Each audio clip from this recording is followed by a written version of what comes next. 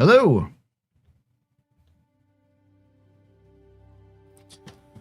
Running a little late here today.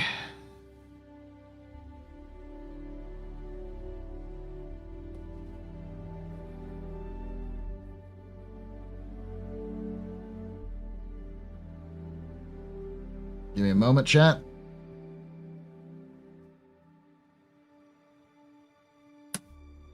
All right. There we go.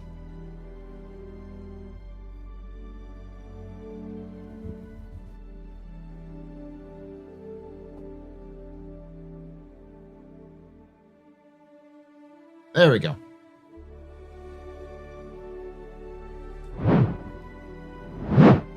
Hello. Welcome. Welcome to the AstroPub, ladies and gentlemen. My name is Paul, Berserker01, Batman Show, your humble host and space bartender here at the AstroPub, your space bar at the end of the universe. Welcome to the office hours. This is a yak stream where we sit here and talk. We do a lot of chit-chatting about Star Citizen, lore news, and more. We'll be playing maybe Star Citizen, maybe something else tomorrow with Loken. And then this weekend, Saturday, we're going to be talking about... I'm going to have to talk to Star-Jump and see if I can get Star-Jump to come in. But we're going to be doing a...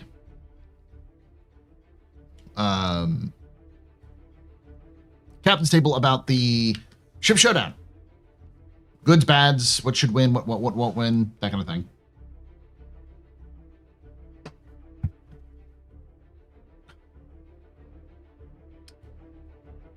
It'll be with Execute and Star-Jump Grim, hopefully. I asked X, and I think I mentioned it to Grim, but I don't know if we got it there. And then on Sunday, we'll be streaming all day, at least for the first half of the day. It'll be at least for 8 hours, because we're going to do our Pubathon. Now, because it's the summer, I can now do a Pubathon where I sit down and stream, and I have a limit that's more than just 18 hours.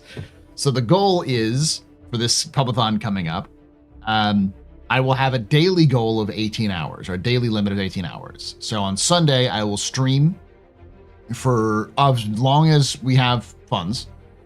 And then if we go over 18 hours, at the 18th hour, I pause the timer, I go to bed, I wake up 8 hours later, and I continue to stream. And it'll go for as long as y'all want it to go. So it may go to, couple, a little over 8 hours, and then we're done.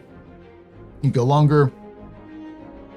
And it's entirely up to to what we get in terms of donations, subs, and so on.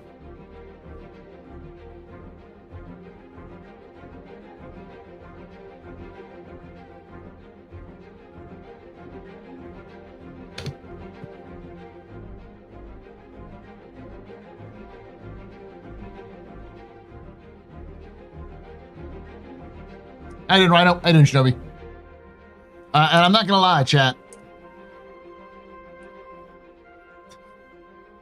This has been a very weird week. We're heading into the weird month, honestly. We're almost done with the weird month, I should say. We're also heading into the weird month. Where content is going to dry up. I know that there's going to be a new mission, which is going to be nice. It's going to be a nice kind of chill mission, but... You can take away my spaceship. Spaceship. You can take away my space suit. Suit.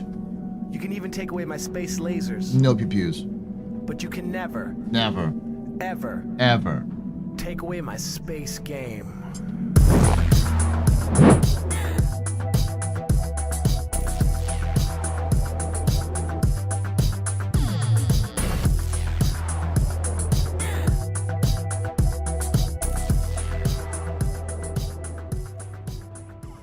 Jen and Tanak just resubscribed for 68 months. Woo! Are you gonna take me home tonight? Oh, down beside that red firelight, are you gonna let it all hang out? Fat bottom girls, you make the rockin' world go round. It's almost 69 months. I need to change the 69 months to something like, nice.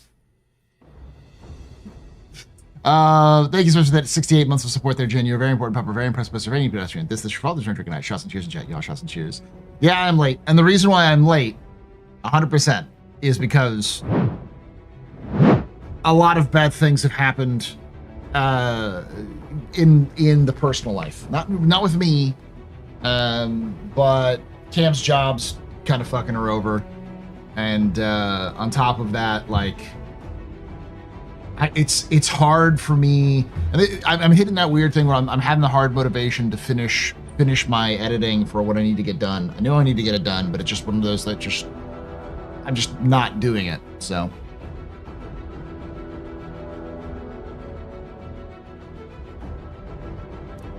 Usually this time of year, information is an information desert, but CIG seems like it's trying to buck the trend. Here's the thing. I don't think it's going to matter because we're not going to see major features release, and because there's no major feature release and the stuff we're going to see is mostly just ships and more of the stuff we've been getting for the last couple of patches, I think in general we're going to end up with the same kind of upset crew that is typically upset around June and July. Hello, Paul. My name is Anansi. Would you care to comment on the reports? Did you recently come out as being a fucking nerd? I mean, those reports are 100% correct and valid. Yeah, like recently? Yeah.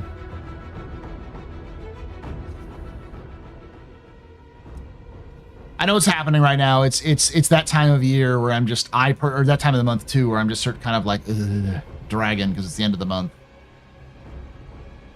And for those of you who don't know, typically when we do the Pubathons, Pubathons are usually done at the end of the month. But usually when I go into the Pubathons, I'm usually very low in terms of like sub count and lots of other things. So it's kind of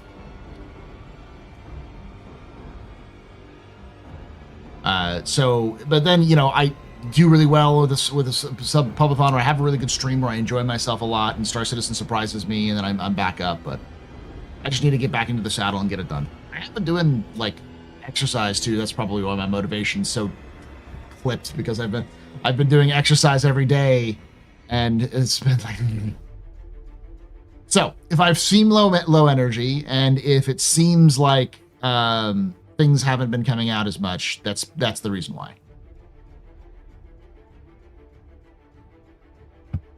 I will endeavor to get this video on the miscellaneous ships of the UEE Navy done tomorrow, though. So it'll be ready by tomorrow, and then out for everybody on Saturday. Get that done. Yeah, and I keep forgetting to release the Q&A, the After Dark sections. That'll be done tomorrow. I just forgot to put the title on it. But yes, Raptor. Let's talk a little bit about the Raptor, because CIG is confirmed. Well, the Raptor was always supposed to exist as an asset in game, but now they're going to give the Raptor away as a referral award. What the hell is the Raptor? All right, let me pull up.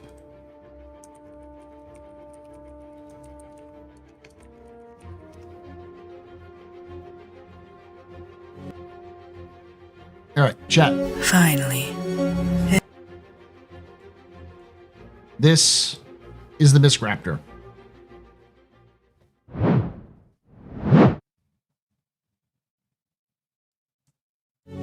Finally, an instant classic, made to reflect you. The heroes this galaxy needs. Persistent, eternal, sanitary. None other exists.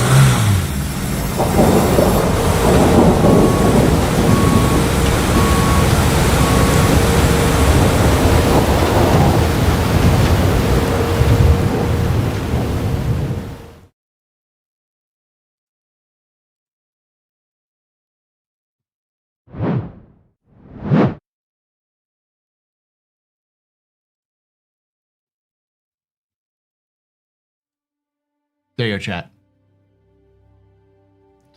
So for those of you who don't know, that was an April Fool's joke from like 2 years ago, was the Misc Raptor. But legitimately people were like, yo, no, can I Can I actually get that in game? That would be really good to get. And so CIG has mentioned it as part of the referral program. So let's take a look at the referral program. I'm going to wait for this animation to cycle, and then we'll get to that.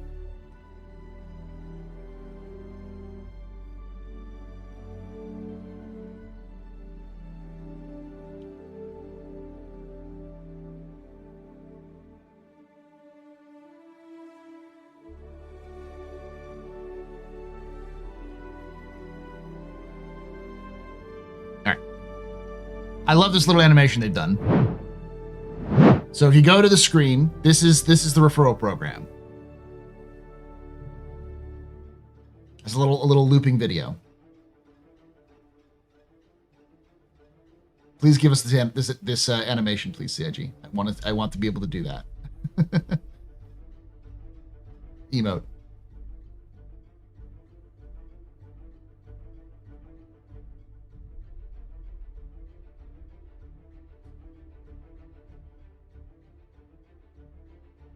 And here comes the Raptor.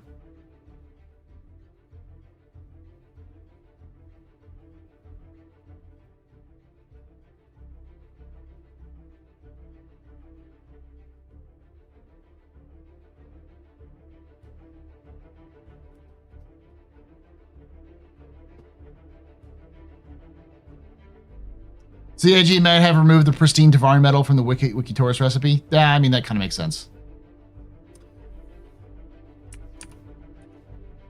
All right, so let's read through this. The new Star Citizen referral program arrives July 2nd, complete with a refreshed rewards ladder, a revamped, sleeker interface, improved tracking tools, and an overall fully rebuilt system. Whether you're a veteran recruiter or just starting out, this new experience will make progress clearer and rewards more meaningful, frequent, and not to be missed. Plus, anyone joining with your referral code gets 50,000 UEC to start their journey in the verse. This is what it'll look like. We can see that you get an armor for 1 recruit, a gun for 2 recruits. This is probably just standard too, like a model of the Gladius for 3 recruits, a pulse for 4 recruits. This is a pulse. If it is actually a pulse, watch it just be a skin. But we'll see. The new everything referrals reimagined. We've started again from the ground up to bring a completely new and improved referral experience, from a new visual interface with enhanced usability to animated milestones and clear progression tracking. We've reworked all aspects to make navigating and engaging with other referrals smoother experience for all. New leaderboards. More insight, more recognition. Of course, we'd never forget our leaderboard system. It's been rebuilt right alongside the referral program to offer clearer, more flexible tracking. You can now filter bi-weekly, monthly, and yearly, giving both rookie pilots and longtime veterans a chance to stand out. Better rewards more often. Legendary loot. And finally, the most exciting of our rewards ladder has been fully refreshed, giving you more frequent, more meaningful unlocks. Earn landing zone themed loot, Star Kitten and Big Benny collectibles, collectible tints for the Freelancer series, and some of the Verse's most sought-after ships. Climbing the ladder to clinch the Evandul Scythe and Idris M, and yes, even the Misc Raptor. Oh, that's kind of cool, actually. I like the little person dynamic statue. Oh, and like an ArcCorp ball. That's neat. When does the new referral program launch? July 2nd, 2025. What's changing in the new program? We've completely overhauled the referral program to make it more rewarding, more engaging, and easier to use. Expect the sleek new interface, more frequent and exciting rewards, and fresh incentives to both new and veteran players. What happens to my current referral progress? If you've referred at least 1 player who has purchased the game package before July 12th, you retain access to what we're now calling the Legacy Ladder. You'll be able to view it in your account settings, and going forward, new referrals will count towards both the Legacy and new ladders, meaning you can earn rewards on both tracks at the same time. That's new. That's interesting. So basically, if you didn't max out your rewards from the previous referrals ladder, every new referral will count for both, as long as you've had at least 1 referral between now and July 2nd. What happens to your current referral count? The new leaderboard system allows for us to sort by weekly, monthly, yearly, and all time, with all displaying your total referrals, including those from the legacy ladder. So if the people who are already at the top are going to still be in the top. What about my prospects? No worries, all prospects will carry over. You'll still be able to view and track them for your account settings. Do I need a new referral code? Nope. If you've used a referral program before, your existing referral code will remain valid. What if my friend forgot to use my referral code when creating their account? We've added a 24-hour grace period after account creation. If they forget, they'll now have a full day to add your code retroactively. It's actually, I mean, 50,000 is pretty good right now. Like 50,000 for starting credits is a big deal for a new player. That's at least several pieces of equipment, if not several pieces of equipment and guns, plus armor sets. That's a lot of stuff you can get from it. Are there any improvements for new players? Yes, the starting UEC bonus increases from 5,000 to 50,000, giving new players a much stronger start in the verse. Why are you making these changes? The original referral program was showing its age, both in design and rewards. This revamp brings everything up to speed with a modern look, improved usability, and reward structure worthy of today's Star Citizen community. Someone say Misc Raptor? You heard it right. And no, it's not an April Fool's joke. The Misc Raptor is one of the legendary new rewards available on the updated ladder. While it's been added to the rewards track, it's still in development and will be delivered at a later date. We'll share more once it's through our vehicle pipeline. Okay. Okay. You can take away my spaceship. Spaceship. You can take away my space suit. Suit. You can even take away my space lasers. No PPUs. But you can never, ever take away my space game.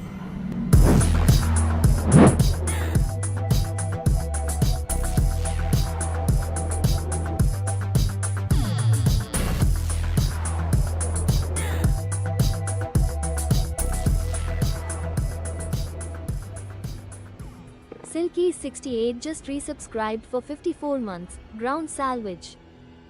Thank you so much for that 54 months of support. You're very important, but very impressed, very pedestrian. This is your brother, Turn Trigger Night. Trust and cheers, Jay. All trust and cheers.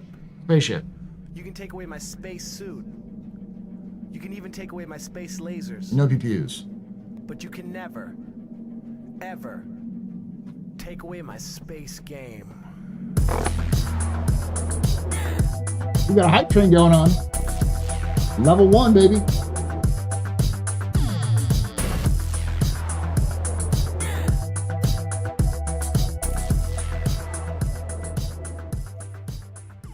CMDR_Shadowstell just resubscribed for 18 months. Good evening, Paul. How goes it in the verse? I have been on Arrakis a while.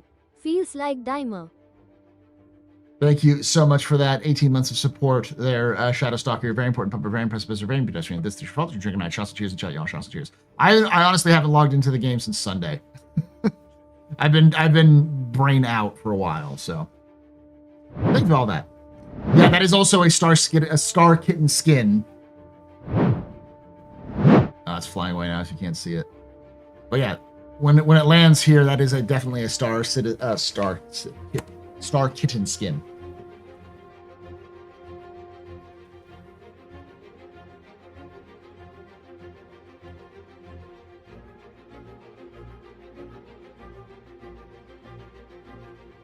I know. The pristine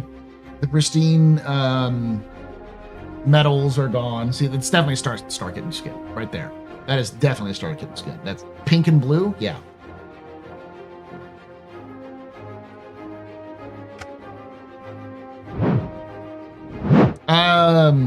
Is it one of the pics below too? Oh yeah, it is. Right there.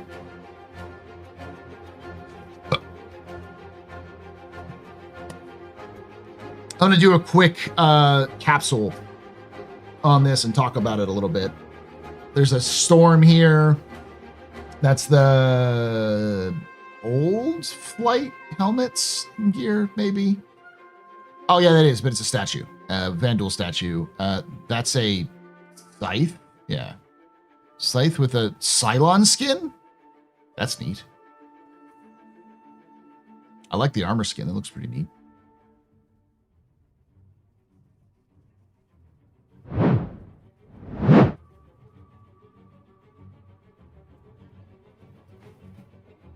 To be honest, when I started playing, I thought it was going to be hardcore as fuck, like no balancing, just come prepared to die. Star Citizen or Dune? Then someone saying Dune. Yeah, they'll probably do it at some point.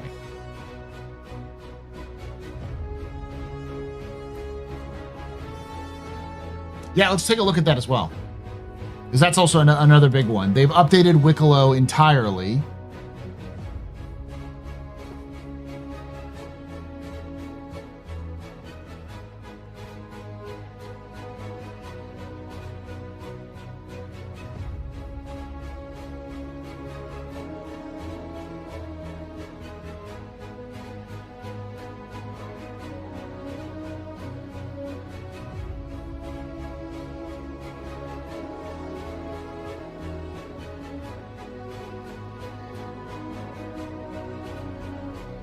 So, Elliot.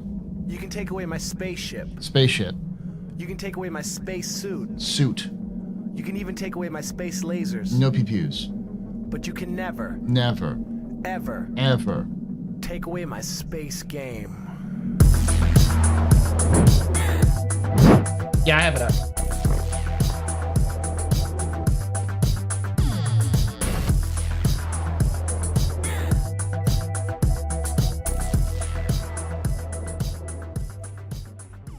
Ramim_Noodle just resubscribed for 15 months.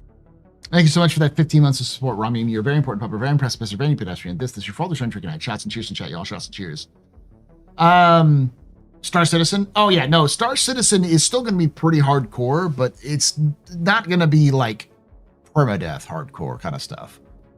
I know everyone's like, but you just did a thing on Death of a Spaceman. Isn't that hardcore? Did that permadeath? Not really. There's like, it's sort of like light permadeath.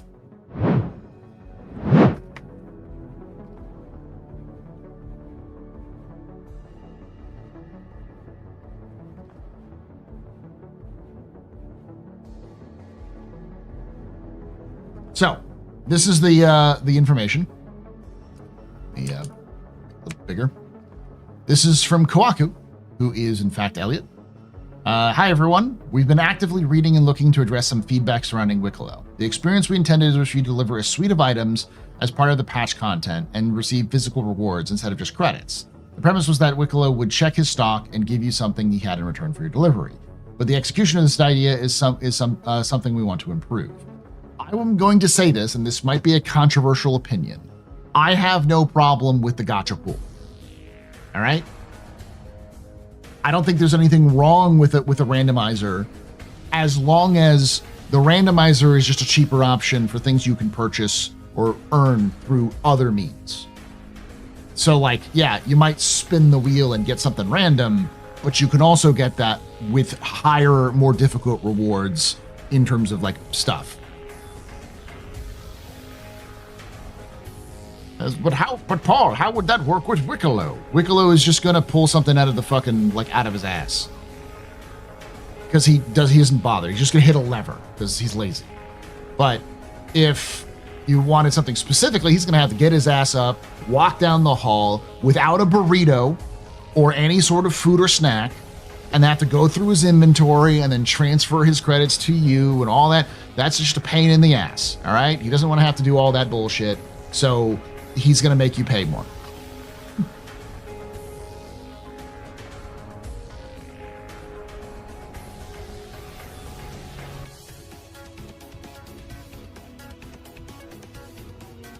I have no problem with the gachas being the same price they are now. It's just the thing, if you want to get the actual ship itself, it's going to cost you more. Trade's not going to happen. Like that's such a whole new system that's going to probably have to be linked with the new social system and such. That doesn't work with this. We're always looking for community feedback based on what we have to read so far. We have identified some key areas for improving experience. So 4.221, upcoming to PTU soon. We made the following changes. No more random rewards. All collectible rewards will become deterministic, meaning you'll know what you're going to get when you accept a mission. All existing Wicklo contracts will be updated to reflect this change. Separate contract tabs in the Moby Glass. Until we implement the ability to offer missions from a specific location, more on this below, we are splitting Wicklo missions out of the collector into the following. A, Wicklo vehicles. B, Wicklo other items. So A, Wicklo vehicles is ATLS, ground vehicles, spaceships, and then other items are armor, weapons, and more. We're also working on other ways to improve Wicklo experience. Not for 4.2.1, but in the future updates. Ability to submit multiple items in a singular container, i.e. put all your items in a one SU box for delivery. We also want to make sure Wicklo missions are split between global Mobiglass contracts and on-site contracts that you can pick up while you are there. The banners in the shop will serve as your physical contract acceptance points. Wicklo has 3 locations across Stanton. Our goal is to let you submit any mission you pick up at any of these spots, including turning some of those items to the location at the rest and the rest at another. Instead of having to a separate contract for each favor, we want to have one contract that tells you to submit X or Y or Z of X of Z. We'll continue to tweak things until they feel right, and we're looking forward to your feedback.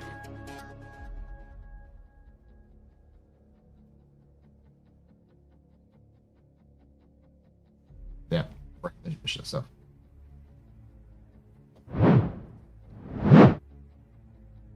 I do like tier 0 though. I'm using stuff I've never used, but I do want there to be a risk that I just wish wasn't our gear. Like tier 1 is going to be your gear. You can still get it back. It's still the risk, but it's just a timer thing. Wrong. Not everyone has endless amounts of time to play. What are you talking about, Staked? I didn't do Wicklo at all because of random rewards. Okay. Wicklo is for people who play a lot.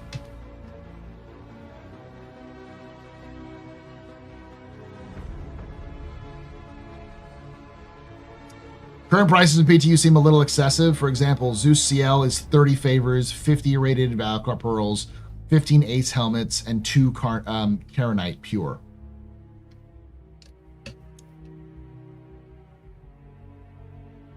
That's not too excessive. It's definitely excessive. But they want it so that it's not easier to get cool stuff in game compared, because it's not just the Zeus CL. You also get upgraded components with that Zeus CL, if I remember correctly. So when you get the Zeus CL, you're also getting like military grade A components.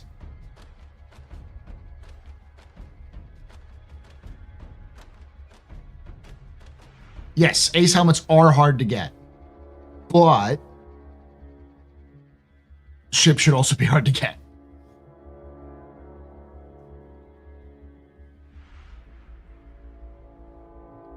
Play a lot, 10 hours a week a lot, or 20, or do I just need to keep using credit cards to get ships?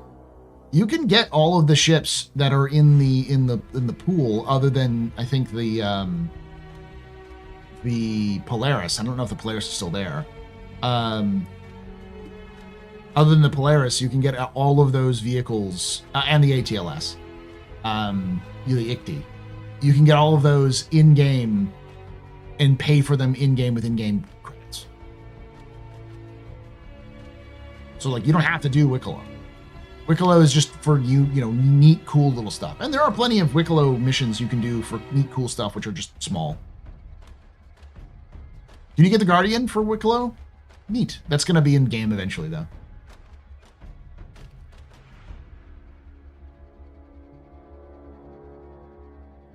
On the other hand, Ursa medevac for 2 favors. Yeah, because the Ursa medevac is like 50,000 credits. Let me put it this way: if you're getting an Ursa medevac, 2 favors are worth of Ursa medevac. So if you want to get a favor, it's still, as last I heard, 50 script. To get 50 script doing like moderately difficult stuff, that's like 5 to 10 missions. So you need to do 10 to 20 missions, earning on average, like, I want to say it's pretty high actually, like 20 to 30,000 credits, I want to say, for something. It's up for like 10 scripts, like 70 to 100,000. It's like 75,000. So doing like 1 or 2 missions will it get you enough script or enough UEC to buy a medevac.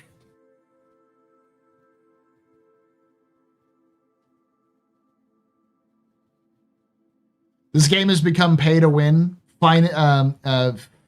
Feast.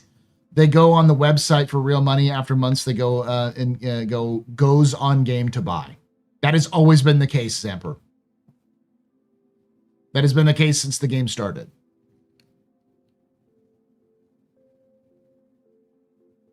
My point, sir, I'm happy to grind for reward I want, but not random rewards. Yeah, and you're getting that. My point was that random rewards should be fine. They should just be cheaper.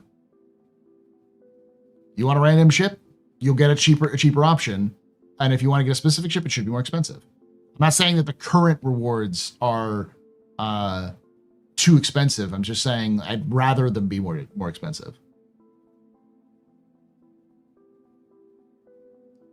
I like the concept because it's way too easy to make money and buy ships in game.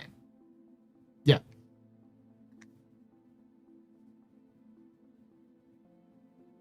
The capital ships are kind of pay to win now. They can be, but a solo capital ship user can only sort of lock down an area for a little bit. If they get challenged by multiple people, they can lose.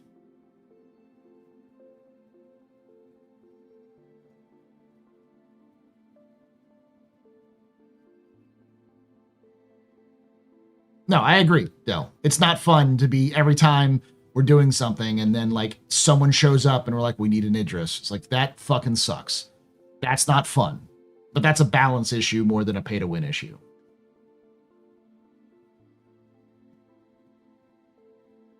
The hope is that operating costs and engineering comes in and that balances that out a little.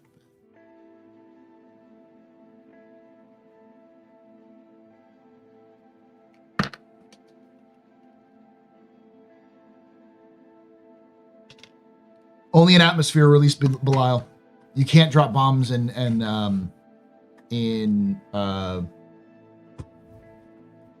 space, and also you have to have bombs. That's not an intended feature. That's a bug.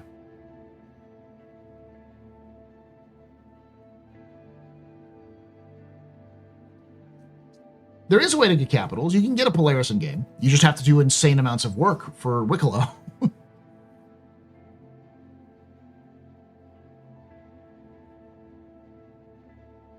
And technically you get 890, but 890 is not gonna fucking help you.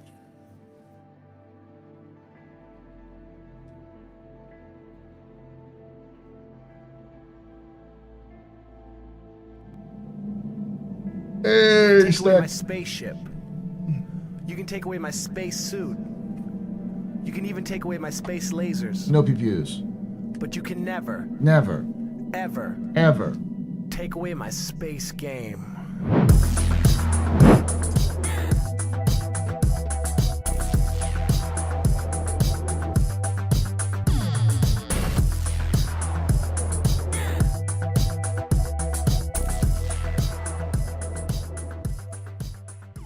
Saint 3 Ked just resubscribed for 8 months. Steak, thanks so much for that 8 months of support. You're very important, pupper, very impressive, Mr. Any pedestrian. This is your fault. There's room drinking night. Shots and cheers to chat, y'all. Shots and cheers.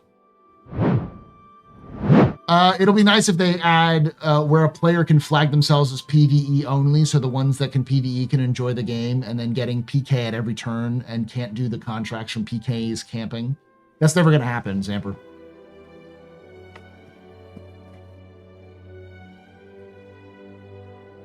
That's not going to happen.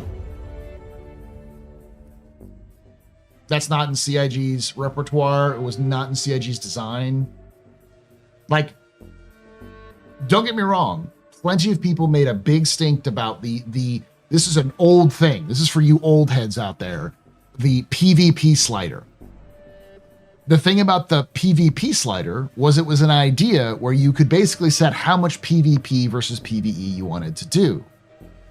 However, it would just not work when you go into high-risk systems. So Pyro, for instance, you would not be able to cycle that out. You wouldn't be able to filter who you're playing with versus PvE versus PvP.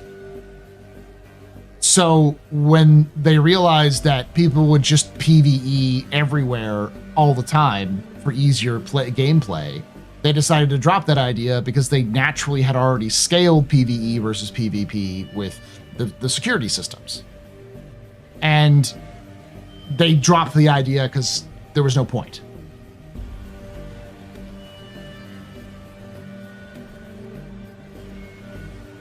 Listening in for a bit, but since a bit was nice, but it's 3 a.m. for me. Go to bed, Eve. Go to bed.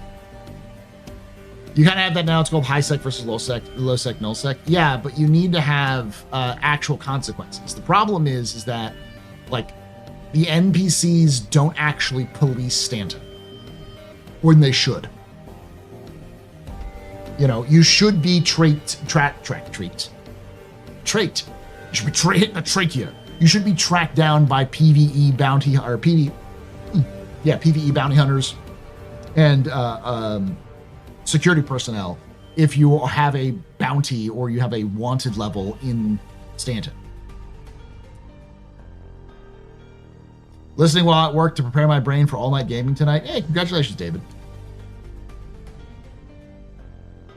No, they're not going to make it PvE. You always have the risk of having PvE in Stanton. The point is, though, that the balance is supposed to be that by being a criminal in a lawful area, you're going to be tracked down by both players and NPCs. They actually used to have NPCs pulling you out of Quantum, and sometimes would show up to track you down if you were wanted. But they turned that system off because it was causing instability in the servers. So their future goal, as far as I know, was the last thing they've said, is that they want to have those sorts of things happen. It was called the reputation hostility system or something like that, where, like, depending on your reputation, the better your reputation was with certain groups, the less likely you were going to engage in combat, and the more likely they'd show up to help you at random times. Kind of like in the Fallout series, you can call for like aid with like a flare gun for like the Minutemen for Fallout 4, and they just show up. The idea would be that you could call for aid. In this case, you wouldn't call for aid; they'd just show up if you were being attacked. Thank you, Senor. I'm going to be a little bit more explicit here. This is not intended as me going, I need more money, but the money helps. But I'm going to say, if you want to go that extra mile and you like to support, I do have memberships here on YouTube. I have subscriptions enabled on Twitch. I have a Patreon for the Astro Historian, as well as memberships there. That can go, if you want to throw in a few bucks here and there, those are best places to do that. When someone goes after a player from a contract, you get to see that on the map where they go. How come they can see who is going after them? How come they can't see who's going after them, but they can see the person they're going after? That's just because of the limitations of the system right now.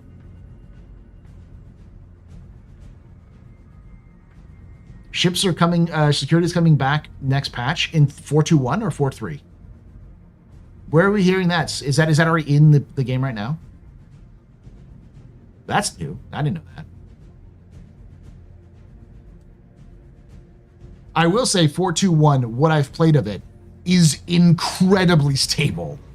But that was only because I was playing on a server that had nobody on it. So 2.1, it's on the PTU now. Oh, nice.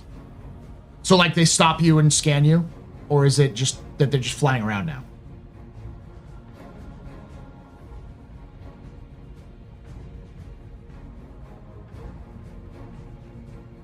Seeing who they're going after is one marker. Seeing who's coming after you is probably hundreds. Yeah.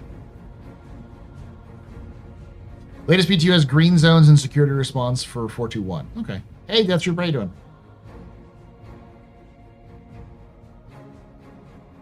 Yeah, in the future there won't be a god marker to find the bounty. You will have to do some investigations to find them. But that process requires things like scanning to work, which requires engineering to function properly.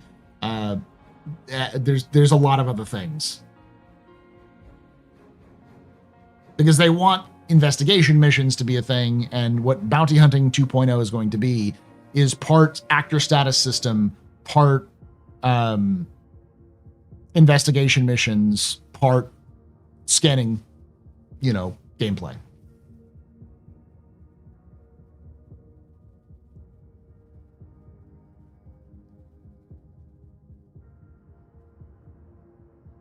I don't get too excited. I don't think Bounty Hunting 2.0 is coming out until at the end of next year. At the earliest, mind you. Because we need the engineering system in, which is not coming in yet. It may come in 4.3, but we'll see. We also need the scanning system in, which is likely to come in 4.3 or 4.4. Because that's something they've been working on for a while.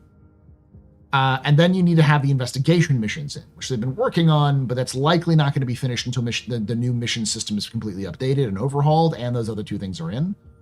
Then you need the actor status system to be updated, which is super far away, like a long ways away. We don't know when that's going to happen. Maybe next year, but like it's not even on the progress tracker, as last I checked.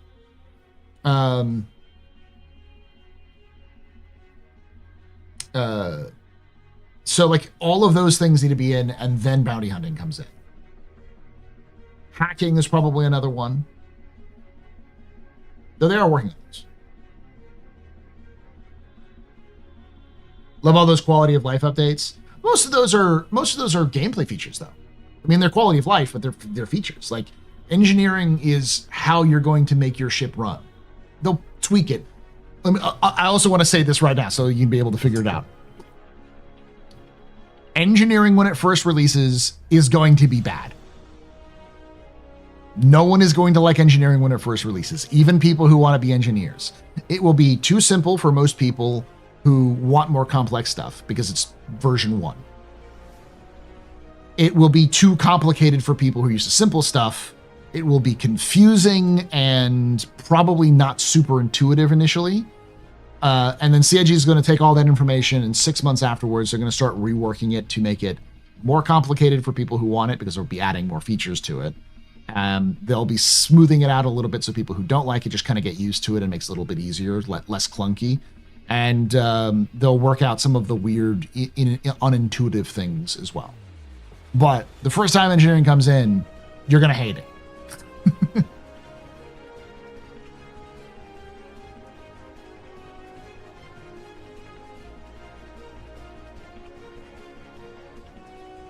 Apparently someone was trying to was able to shenanigan their way into the new Atma flight model that is currently disabled in 4.1.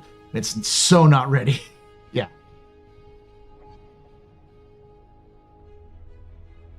It's in 4.2.1, but it's not active in 4.2.1.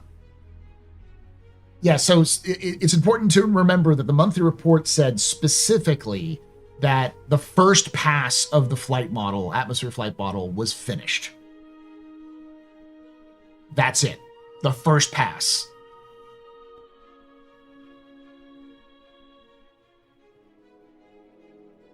Is the first 6 months in a tech preview, or the first 6 months, or the first 6 months in live? What are we talking about? For like the changes? The changes will be live. They'll be live because it's tech previews for new content.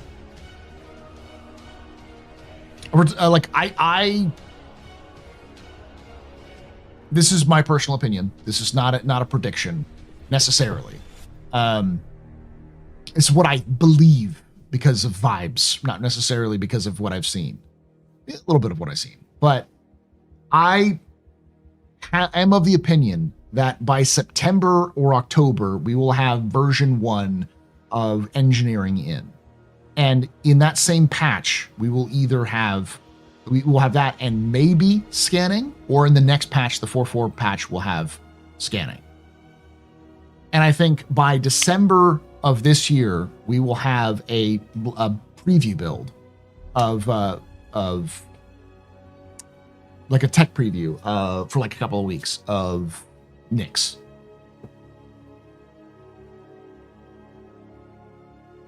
Oh, for you'll hate it? It'll be live. It'll be live in-game, Fishy, and you will hate it. Not in testing, not in, because they're just going to just fucking shove that bitch in there.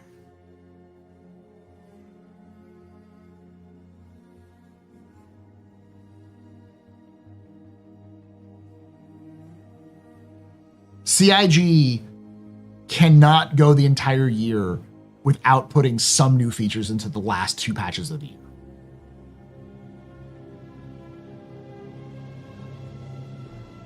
Solo interest pilots are going to love it when Fuse blows at the back of their ship. We've actually seen some of it already being implemented by accident because they just forgot to turn it off for certain ships. Like, it would constantly blow for the TAC, where like the fuses in the back would blow. And some of the other ships would happen as well. And we can already see the problem with it is that it's accidentally turned on and you can't remove the blown fuses. So that's one of the things that's probably not fixed. They got to shove it in sometime, but it's mostly a morale thing. CIG has a lot of people who are working on these things in the background, and they would probably have a pretty low morale dip if they couldn't put those features out, at least for preview, before the end of the year. They would feel really good about it if they released it before the end of the year into live. CIG, just as a company, cannot not do some new features every year. They would go crazy. That's not even for us, the fans. It's for them, the developers. Took a break for a while, so I'm unaware. What was the major roadblock for engineering that delayed it? Nothing, actually.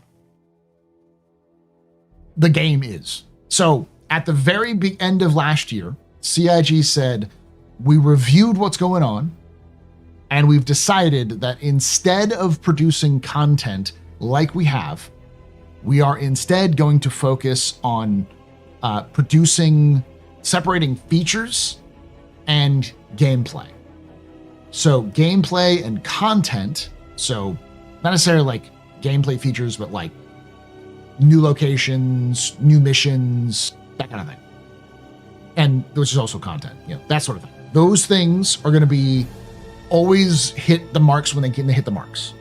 And features are going to be worked on, but if they're not ready to go, if they're not ready for prime time, we're going to put them in the shelf and we're not going to pull them off because we don't want features to damage performance. So the focus is on playability and performance this year. So they've been improving server meshing, getting better performance, having less issues. They focused on the transit system. So like elevators are fucking phenomenally like reliable now. Even the transit systems can bug the fuck out, but they almost always take you from point A to point B.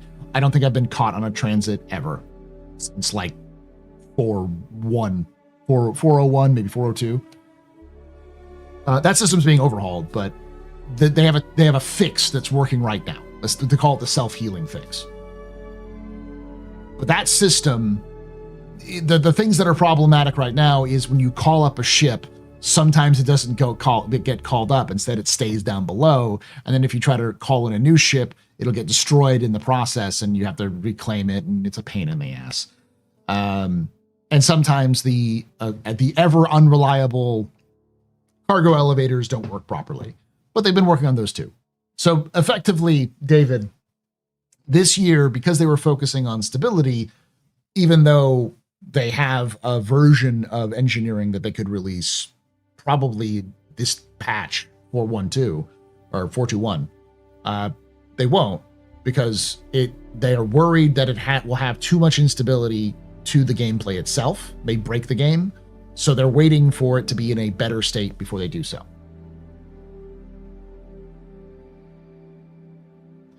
It's really a semantic difference between features and gameplay systems. There's been a lot of feature adjustments and additions this year. What's not happening is releasing major gameplay systems. Yeah, I mean, it is semantic to a degree, but like, they're not releasing new features. The mission system has been entirely overhauled, but that was part of the plan. Same with the transit system, but those were already in the game. Like, we haven't gotten scanning, we haven't gotten engineering, we haven't gotten crafting or base building. We haven't gotten bounty hunting. We haven't gotten like info running. We haven't gotten racing back. Racing's still not back in the game. You know, all of the features, gameplay features, and features of the game, like the new atmospheric flight model, the new damage system with Maelstrom, none of those are in game, and they're not planned to coming in game anytime soon. However, a lot of those are also being worked on or being in some degree of finished. So, for instance, we know that the new atmospheric flight system is in the game. It's just turned off. When will they turn it on? When they've tested it internally and they've updated it and revised it. You're probably looking at another 6 months, but they were super excited about it, so they were talking about it recently. Hey, Arthur Vandelay, thank you so much for that yen, that 500 yen.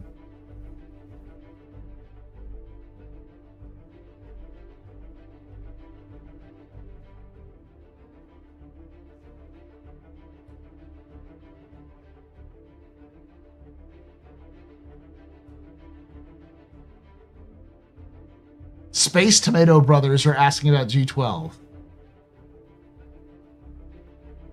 Tomat has a brother?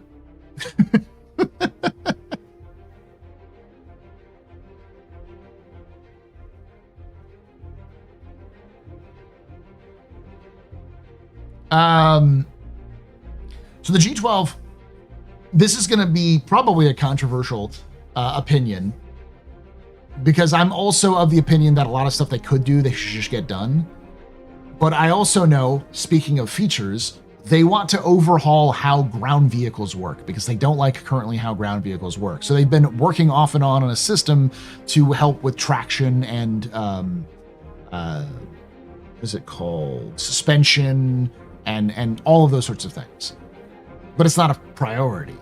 And it probably doesn't make a lot of sense for the G12 to be worked on while that's being done. But the real reason why the G12 isn't being worked on is because it's not anybody's baby. The G12 was concepted and thought and you know, and designed by people who don't work at CIG anymore. And maybe if those people do work at CIG, they're working on other projects. And it's just not a priority. It's the same reason why we don't have the whole B, the whole D, or the whole E. Because while you could use the whole B is just the whole A. It's the same cabin, the same chassis, it's just slightly longer and slightly bigger. But it's going to be the same thing. The whole D and E are just the whole C, slightly improved, slightly larger. And so, because it's not a significant increase, and because it's somebody else's baby, nobody else wants to do it.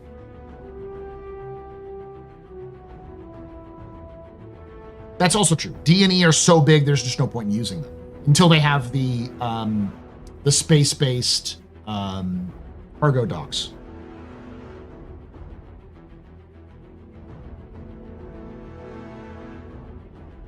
Paul, please give me some good vibes that Star Citizen will be playable at Dune Awakening level. I'm running on Copium.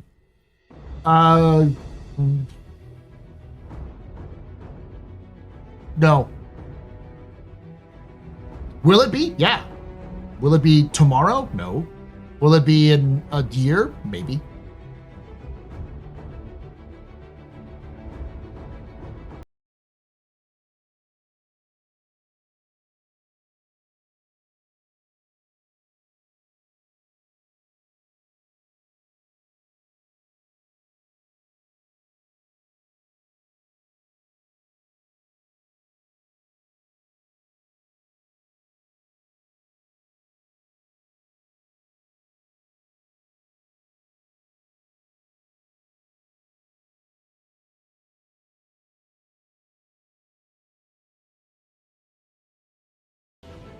Thank you so much for that raid. Welcome everyone from Loken Stream. My name is Paul, Berserker01, Batman Show, your humble host and space bartender here at the AstroPub, your space bar at the end of the universe. Sit back, relax, enjoy the show. We got a good one for you. How you doing? You can take away my spaceship. Spaceship. You can take away my space suit. You can even take away my space lasers. But you can never, ever take away my space. We can do Dark Side tomorrow, sure. I haven't done that in a while.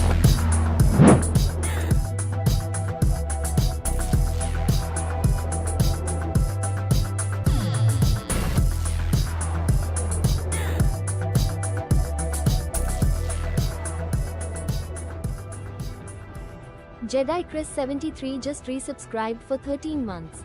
Thank you so much for that. 13 months of support there, Jedi. You're very important, Papa. Very precipice, very pedestrian. This is your fault. You're drinking that. Shots and cheers and chat. Shots and cheers. All right.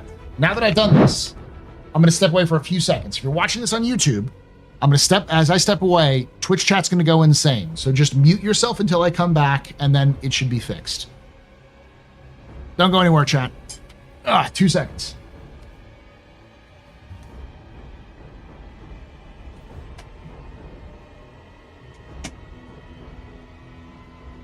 Weapons free, y'all.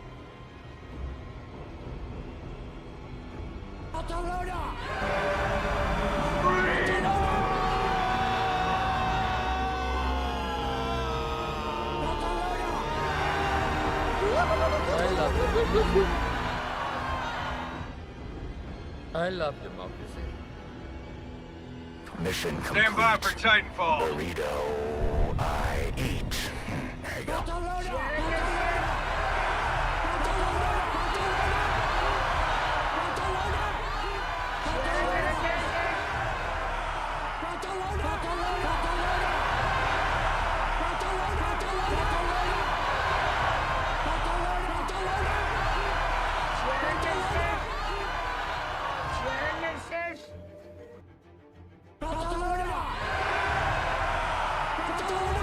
I'm just an old-fashioned cowboy.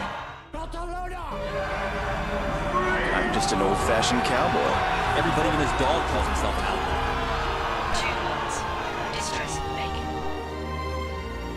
I'm flying. Pilot.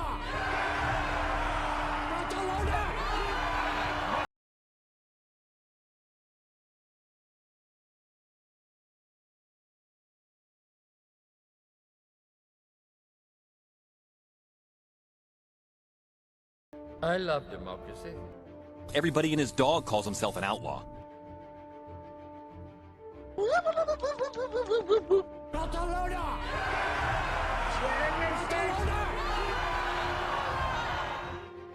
Weapons free, y'all. I like money. Genesis.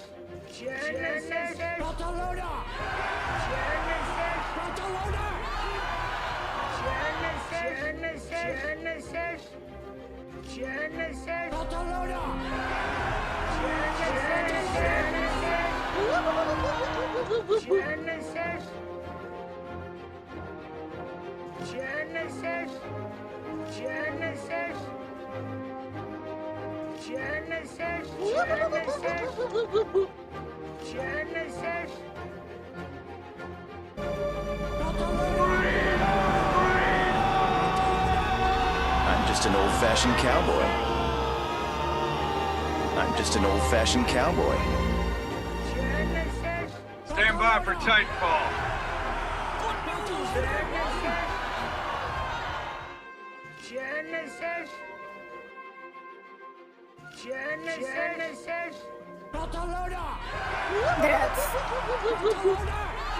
Mission complete.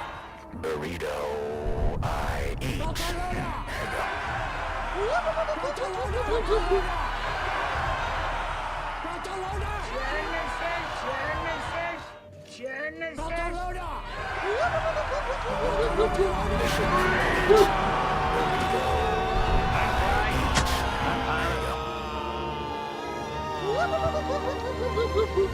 All right, chat. You're done. I love No more fun button.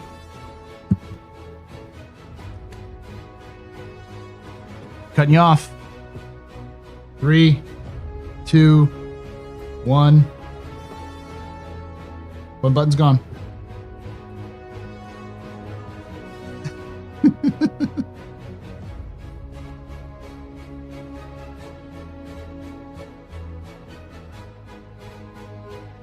So I got these new headphones because my other headphones were broken. These are, what are they called? They're the type of headphones you wear to like the music when you're doing music to hear yourself like sing or play. It's like basically live feedback.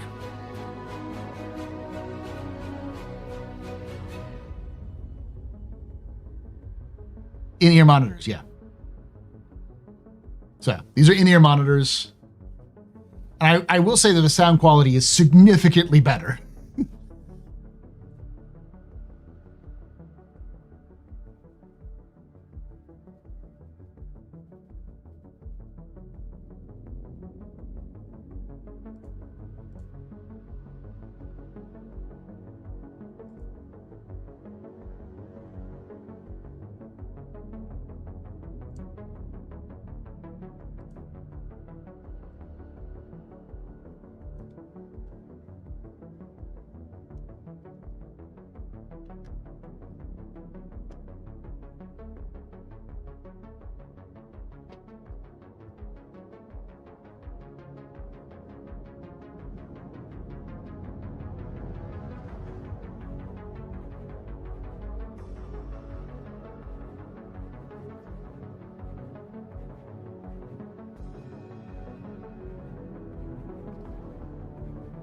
Yeah, in-ear monitors. Yeah.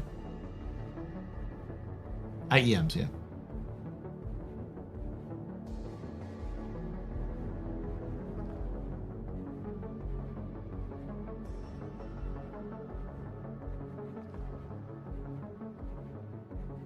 I fell in love with the Argo Raft. It's the only ship I traded with. It's really good. It is a good ship.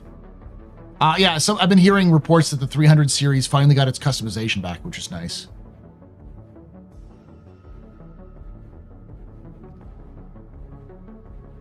But the internals don't work. Yeah. Hey, Petey.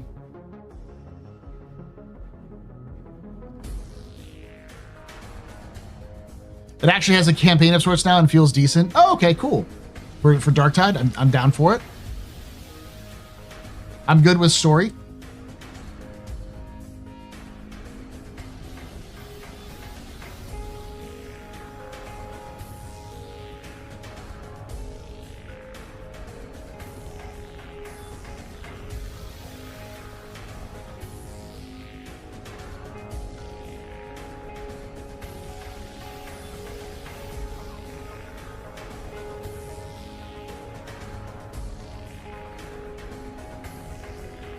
Yeah, they have things like the coffee maker, but if you change the color trim and that sort of thing, it just doesn't work. So basically just fix the paint, which is a nice start.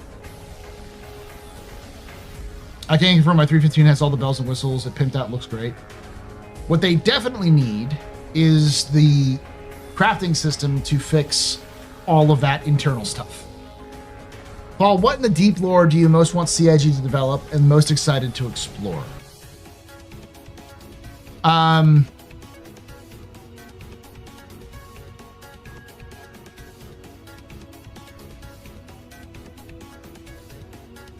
I mean, I've got a lot of answers. It's hard to explain.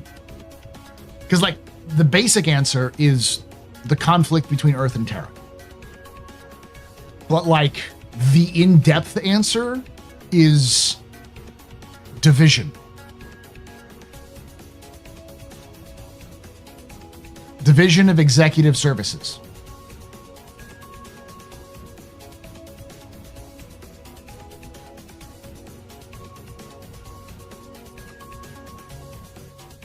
It is set up to be the MacGuffin of all MacGuffins.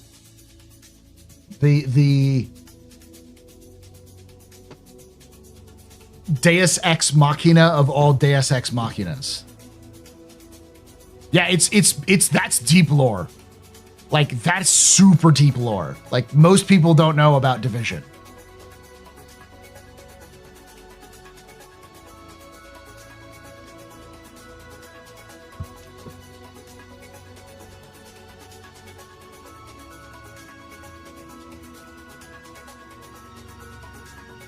The Raft was the first freighter I wanted, but at first it was riddled with bugs, then hard to load with the clamp.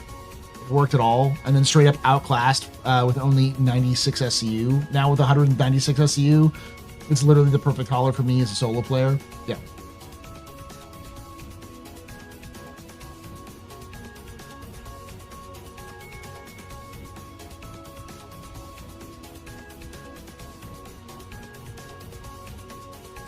I don't install weapons on any of my ships except scatterguns and the Vulture to push used up panels away. Oh, I didn't know that scatterguns can do that. No, I right now the Raft is quite literally the best hauler that you can buy because the price in game is a joke. It's like I want to say a little over $1 million. It's like $1.8 million.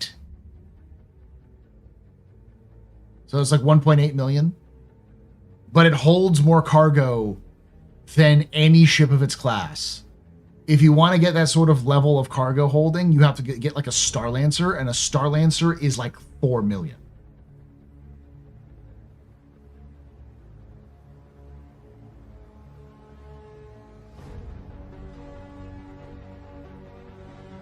Is it 3.5 million for the Raft? They updated it then. It used to be like 2.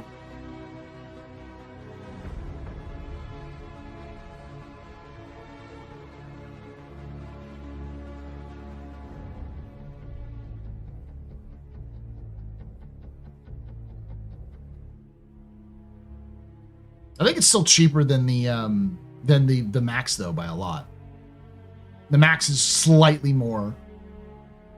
I think it's also cheaper. It might still be cheaper than the Taurus.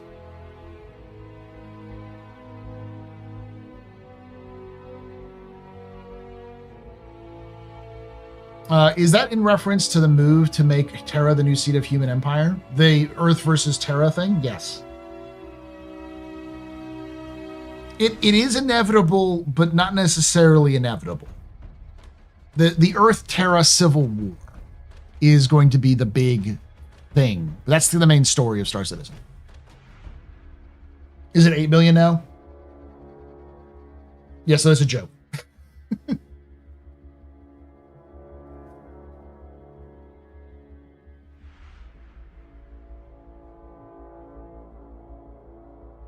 Oh, well, damn. I just glanced over, and apparently Mech Warrior 5 is getting a new DLC. Shadows of Kerensky. That's neat. Are they adding clan mechs to Mech 5?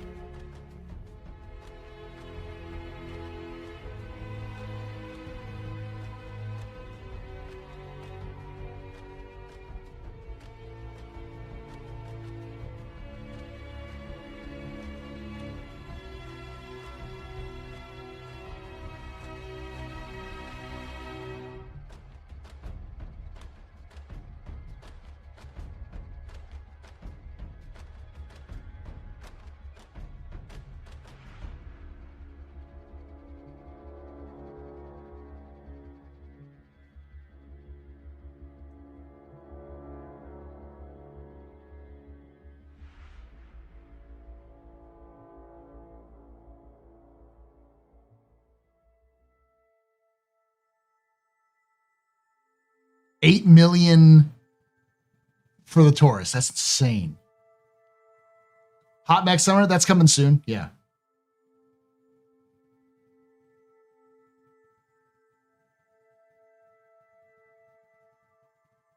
Could we get a bug-free and better-looking MW6, please? All those DLCs started to make it incredibly convoluted. I could see them doing at least one more Mech 5 game. And then, because we've got Mech 5 Mercenaries, Mech 5 Clans, and then the Mech 5 Clans Ghost Bear. I could see them doing one more Mech 5 before moving into Mech 6.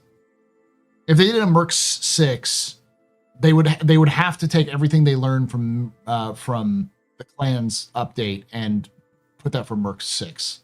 Mech 6 Mercs. I don't know how they could improve Mech 5 though, because like Mech 5 with its DLC and like mods, fucking amazing. It's one of the best games you like Mech Warrior games you could play with that.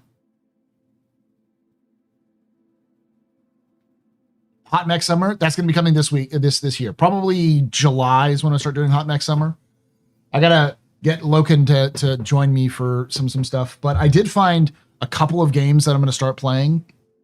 And I think for at least for this summer, I'm going to start doing Hot Mech Summer on Fridays, and I might be just doing it on Fridays. Just longer streams on Fridays.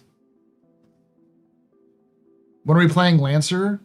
Lancer's a TTRPG, though.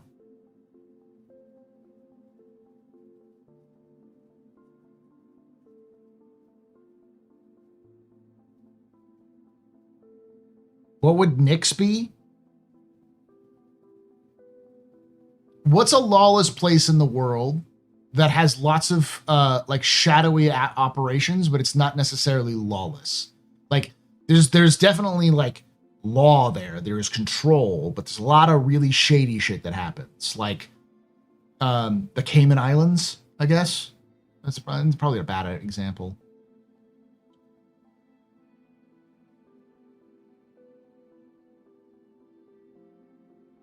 America.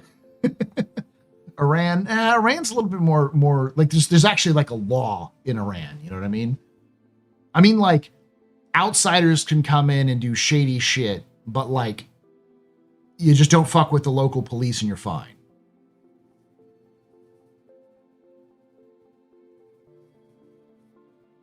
Central Africa, Chile, Thailand. Ooh, Thailand. I think of that. Yeah. Rockin' Stone, brother. How you doing, Tech?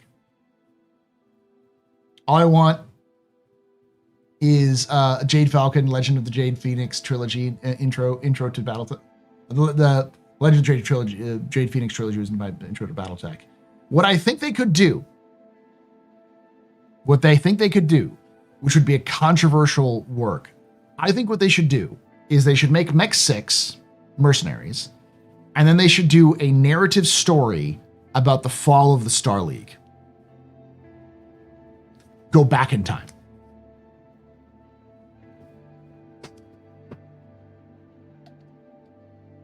Call it Mech 6 Gunslinger.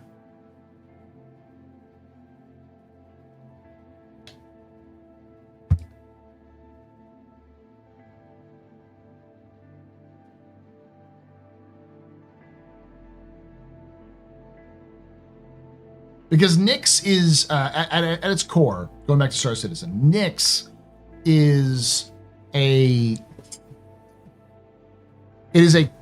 unlawful system, but it is a controlled system. It is not unsafe to travel through Nyx. And the People's Alliance of Levski does their best to ensure that. But there's still a lot of shady shit that goes down between the PAL and the PAL and the Moraine. Yeah, we just talked about that, Cuban. Like Legacy of Korinsky or something, Legends of Korinsky. For Mech 5, which is weird for Mech 5 Mercs.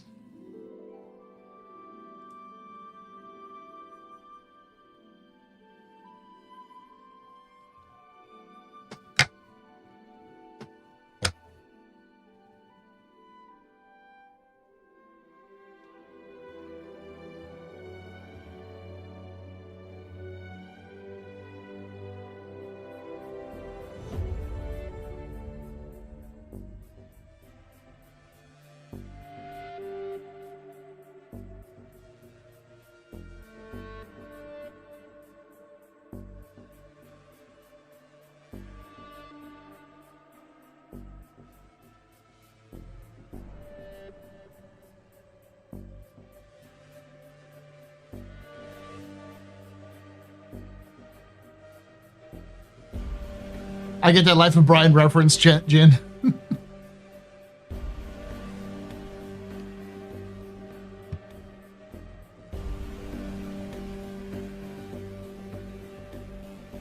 So like the main gameplay inside of Nyx is going to be based off of shadow stuff.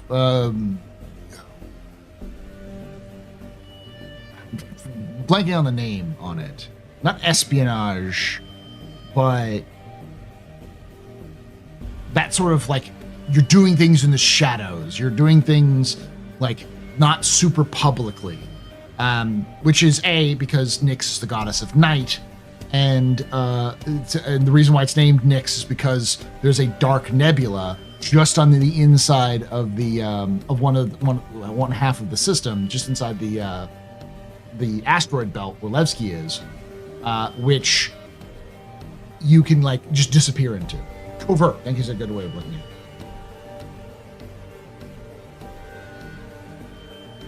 So, clandestine, that was what I was thinking. Clandestine, thank you, Bellicose.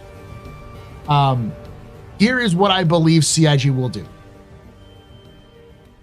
Because Nyx's theme is night, and its color will be purple, Pyro is red, Stanton is blue, Nyx is purple. Dark purple. I don't expect the Dark Nebula to be just black. I expect it to be sort of like a iridescent purple clouds that you go through. And those clouds will conceal some major content. And this might be wishful thinking on my part, but I can see the progression based off what CH's already said. Those clouds will conceal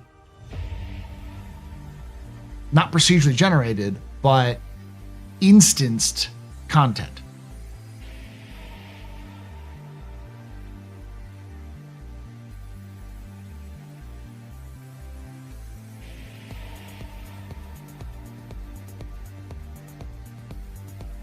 Because that would be amazing there are stations or asteroid bases or whatever in the cloud. So you fly into the cloud going towards where these are, and the cloud will basically, when you enter it, it'll basically pull you out of the local server and put you into an instance server.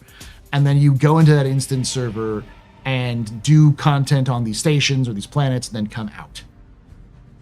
So that way you can use the cloud as a transition sequence. And the cloud itself also hides people. So you can have a staged sequence where it is its own server, and then once you go into that cloud from somewhere else, you can actually obscure things.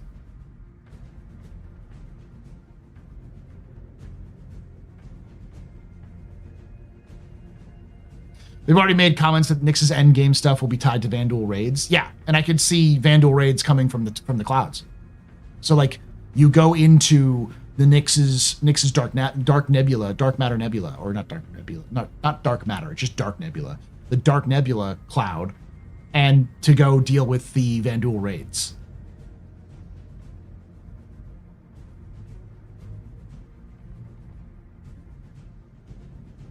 The whole system, the whole star system is your big titty goth girlfriend, with a lot more political angles to it. When can we expect Nyx? The earliest we're going to see it is in a preview at the end of the year. That's my assumption, not CIG's decision. I thought that we were going to see it earlier, like maybe even the fall of this year, back when CIG was still doing the normal thing. But since they've changed to literally monthly releases for patches, and they kind of backburnered a lot of the feature stuff, we will not get Nyx until engineering and scanning are in the game. And probably server meshing. We already have server meshing. Dynamic server meshing, but we'll see.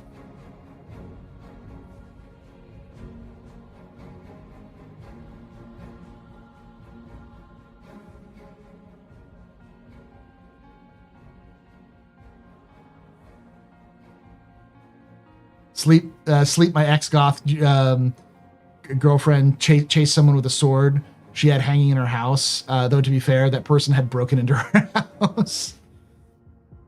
Good evening, Paul. I hope you're going well. I just finished re-listening to my history of the Anvil on my way home. I'm glad you listened to it.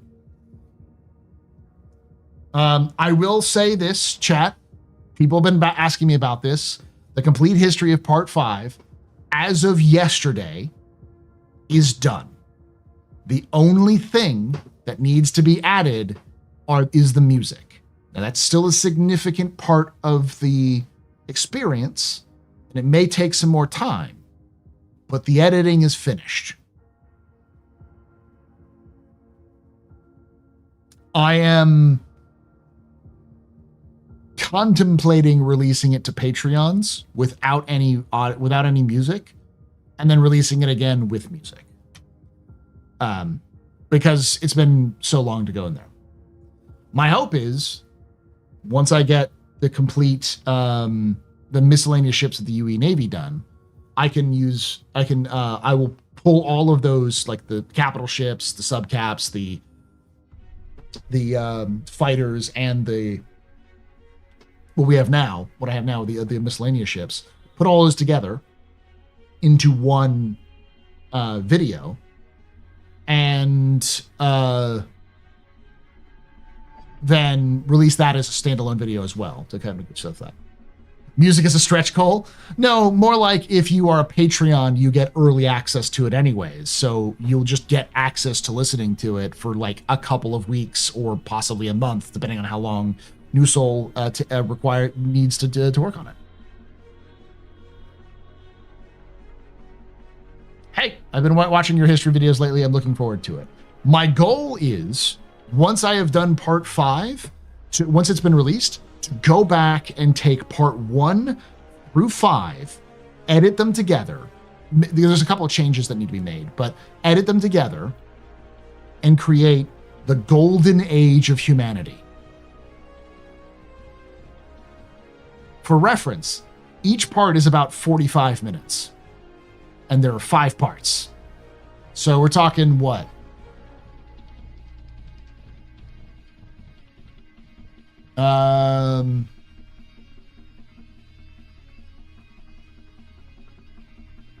Like 2 to 3 hours.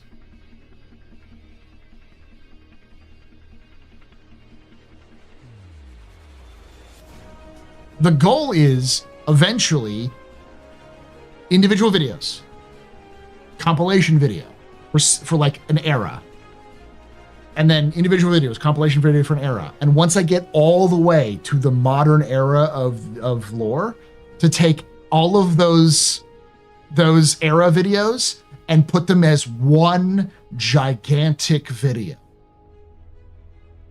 My estimation is that one gigantic video is going to be between 6 and 15 hours.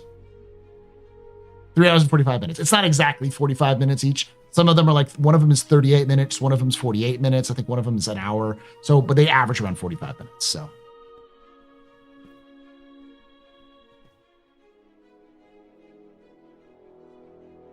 Part 5 before Quantum Vegas? Possibly. Not for normal folks. Like, y'all will probably not get it till the end of July. But for people who are Patreons and members, that's a possibility. Depends on how long it takes New Soul to get to it, because they've got other things they gotta do. Now I have to go rewatch all those tonight.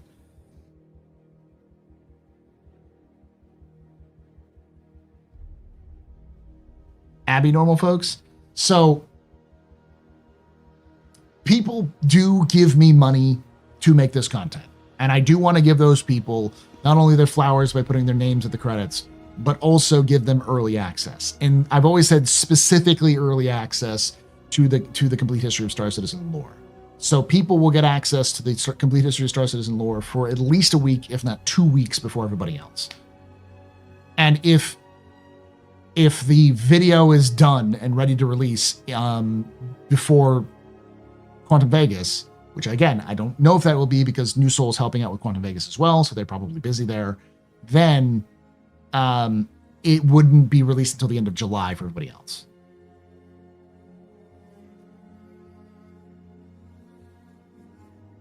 Secret one to rule them all.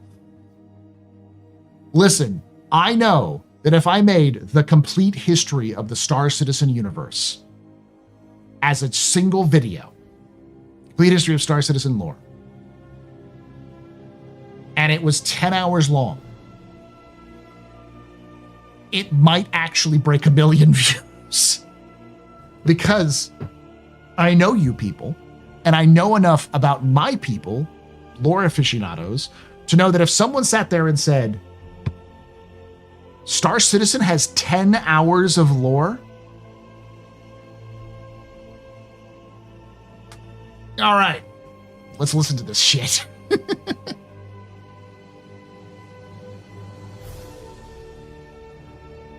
Oh, it's a joke from a movie. Okay. It's me. I'm those people.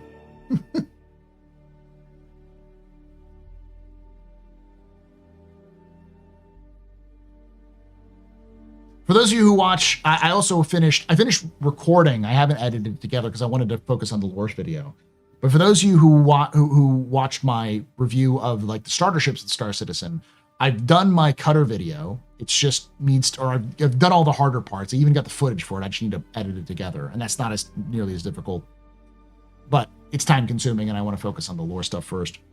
I want to eventually cover every single ship in Star Citizen, and when I do that, at the very end, when I finish all of those reviews, I am going to do a compilation video of that, which is going to be every ship in Star Citizen.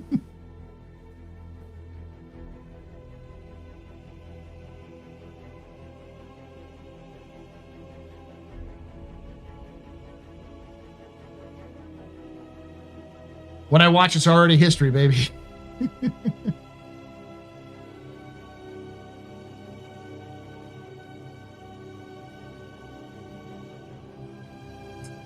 Yes, Biff is part of the reason why I thought this was a cool idea, because I remember there being a legitimate excitement from game journalists who wrote articles about Biff's complete history of Destiny, of the Destiny universe, which was like a 10-hour video.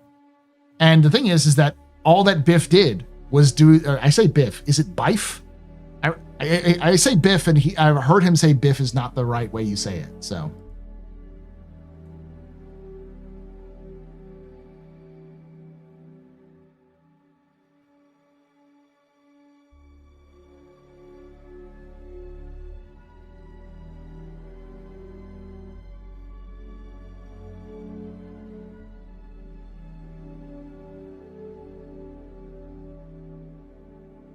Bife, okay.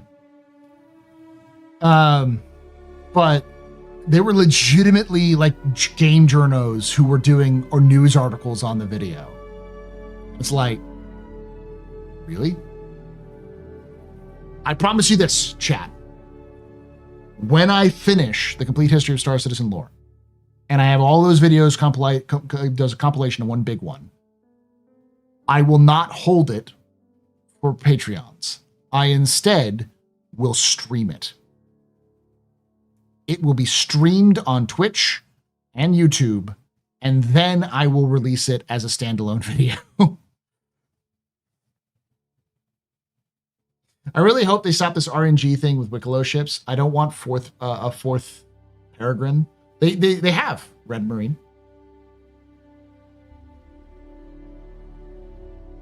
You met Bife when he was a smaller channel at RTX 2014, when he was still a kid.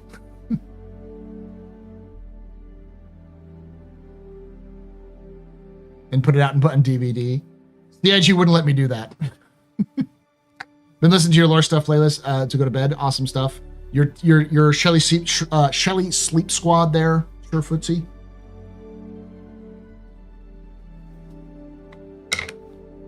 Goddamn name.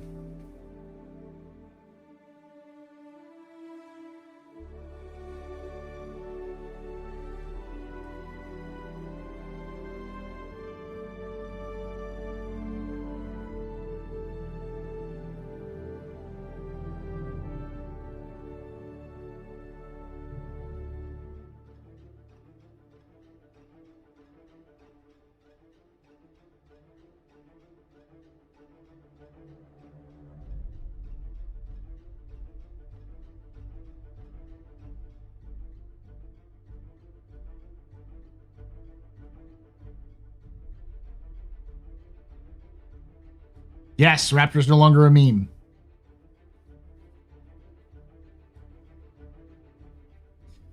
Bife is my go-to for Destiny lore, and Installation 00 is my go-to for Halo. Okay, I've been watching shorts that I think are from Installation 00 Is Installation 00 just the Halo part of Eckhart's Ladder? These shorts have been coming up on my shorts feed for Halo lore.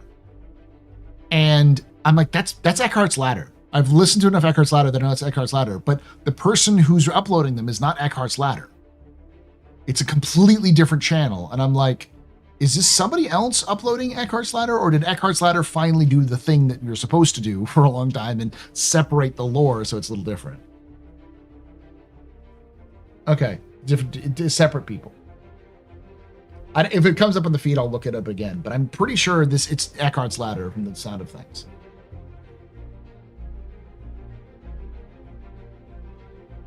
He's a material scientist, literally making Mjolnir armor. Nice.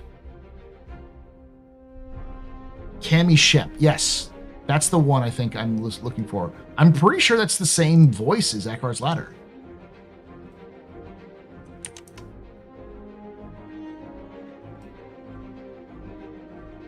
Let's see if they have a bunch of shorts.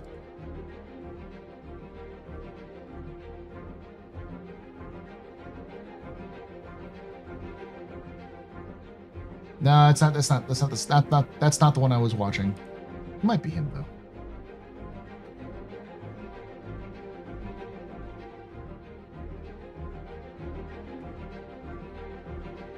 Wow, he's only done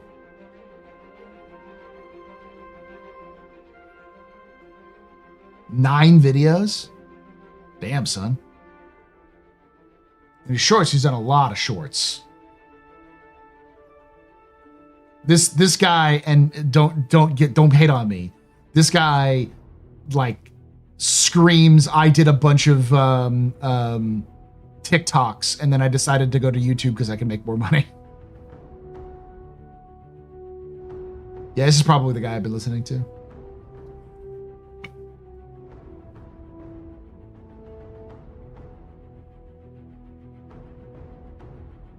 X is a few channel. Okay.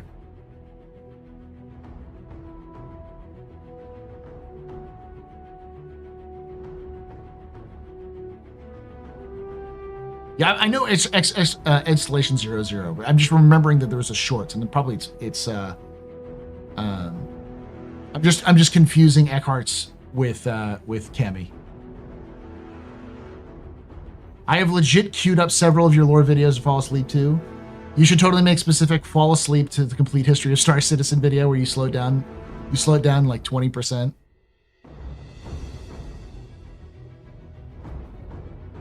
You know, I might do that.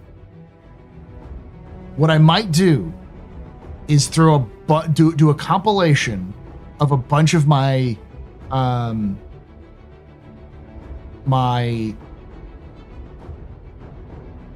ship videos and slow it down.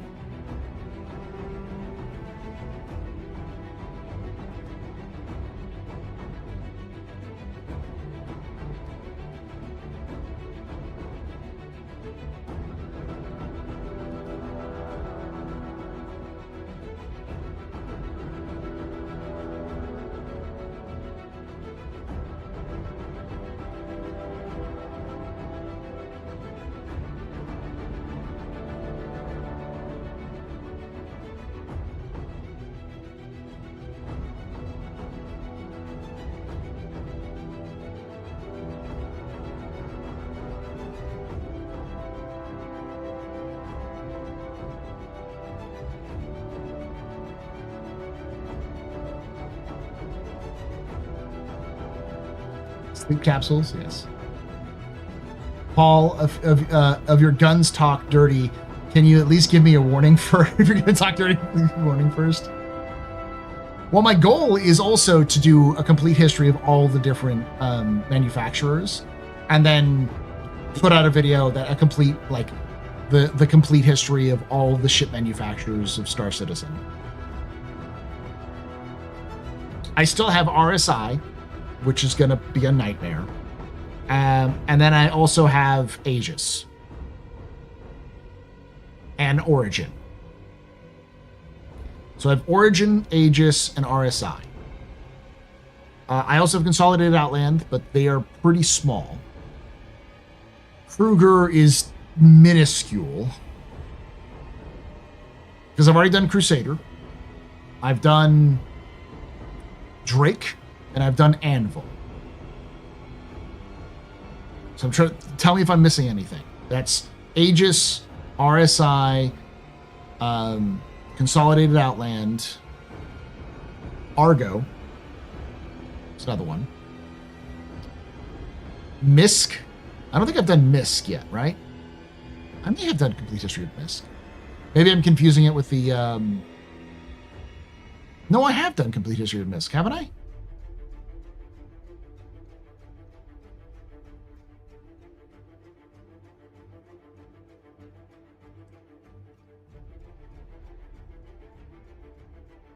I did talk about it in the Cargo Crisis, so that may be why I'm confusing with it.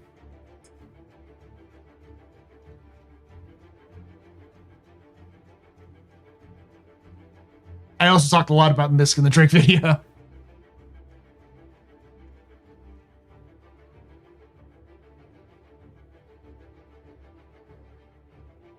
But I still have a lot to do. I can do, right now, I can do an Aegis video, Complete History of Aegis.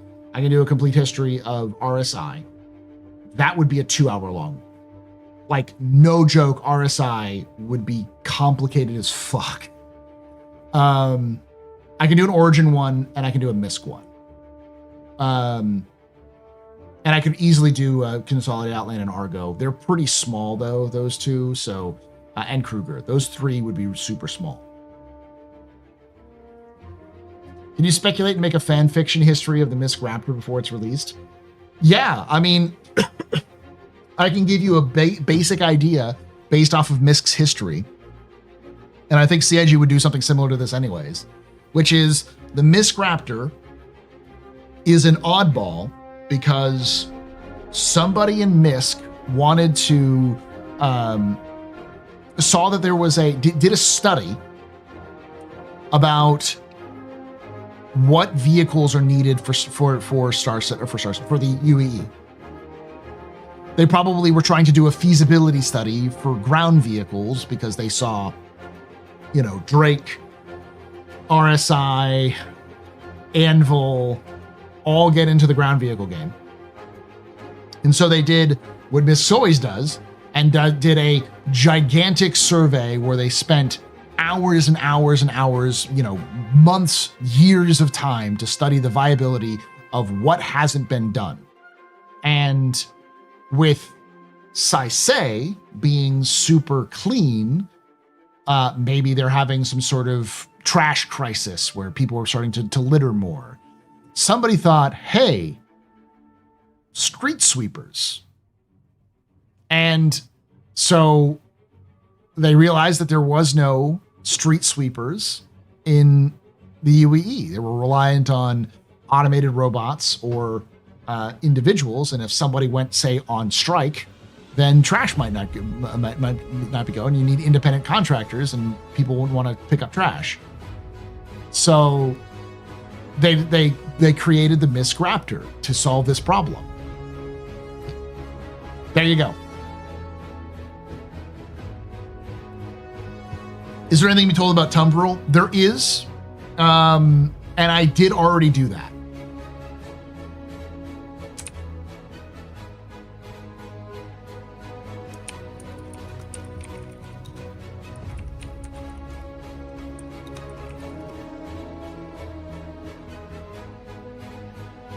It's an older one, though.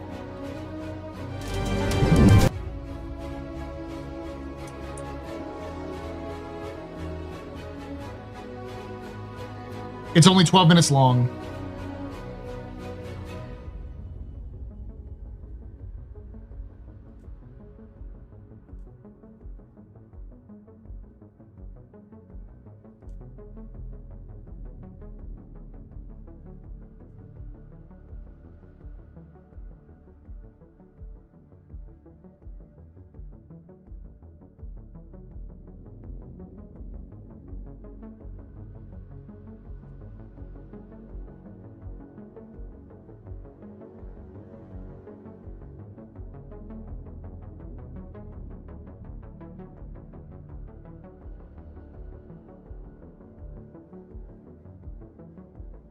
Do you think we'll ever see another alien race revealed? Yeah.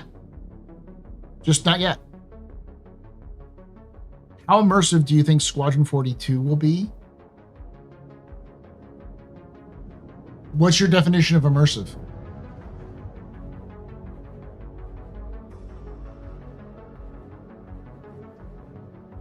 Like, it's going to be first person. You're going to have a lot of interaction abilities with various people on your ship. Lots of conversation options. Like, a third of the game is on the ship.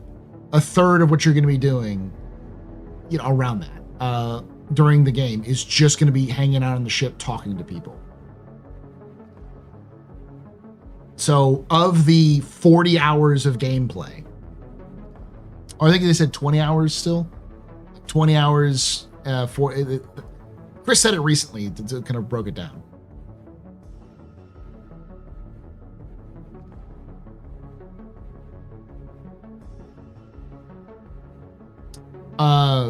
Let's just say it's 40 hours. Of the 40 hours of gameplay, that's like what? 13 hours of just ship gameplay. So you spend a lot of time just socializing. Hey Paul, you're going to the big Bar Citizen meetup. Galactica will be there. Will you be able to? You'll be able to ask for Twitch items for drops for Star Citizen for the next CitizenCon event. Planning on doing a watch party, having Twitch drops makes viewership goes up loads for the streamer and acts free advertising for them. Also, we have a Discord quest now that they could do. I've already been. I could ask Galactica. I don't know if Galactica or Tyler would know, but oh, you're talking about the Quantum Vegas. Yeah, I could ask about that. I know they're planning the 5 systems for 1.0, but if you could choose a system to go to for whatever reason, which would it pick? Which is the most interesting to you? Hades. Hands down, Hades.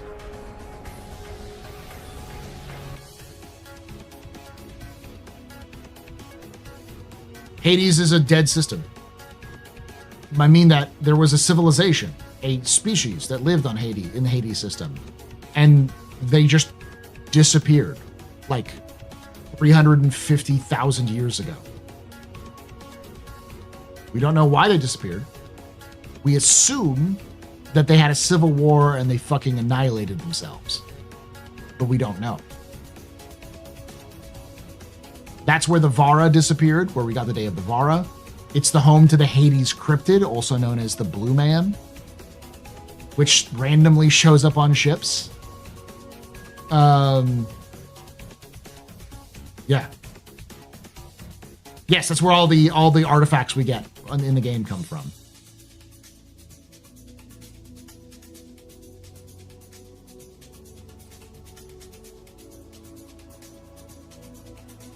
Well, yeah, they have to do it right. But I mean, the question was, what would I want? And it's like that Hades system. Yeah, I was mostly thinking about actually talking to NPCs on the Idris, and actually the feeling of being on a ship, which sounds kind of cool. Yeah, I mean, I think it's gonna be pretty immersive in the sense that it's a Chris Roberts game, and Chris loves that kind of stuff.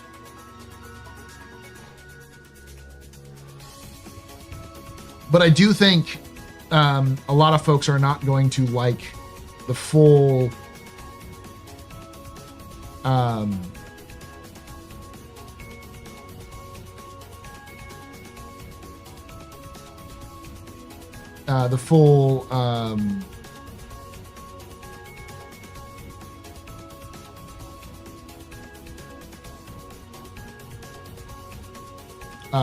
the balance of everything.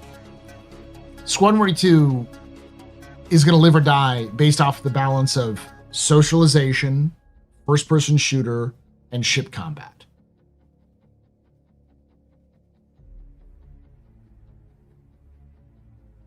Roanoke Colony in space? Kind of. There is actually that. That's called the... Why am I blanking on the name? I know it's from the Pharaon system. Someone in chat will know the name of the colony that was lost.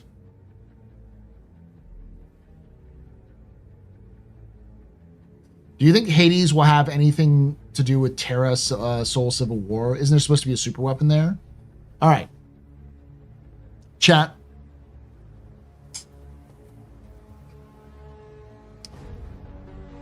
Welcome to Space InfoWars. I'm your host, Paul Shelley. I'm about to lead you into some conspiracy theory. I do believe this wholeheartedly, 100%. And it may or may not be a leak, not a leak, because I don't actually know if it's true or not, but it may be a spoiler for a future Squadron 42 game. But I believe that the UEE has discovered the Hadesian superweapon. They found it. They tested it. They found out how to make it, at least. They tested it. And then they used it as the basis for the Retribution. The Retribution is the Hadesian superweapon.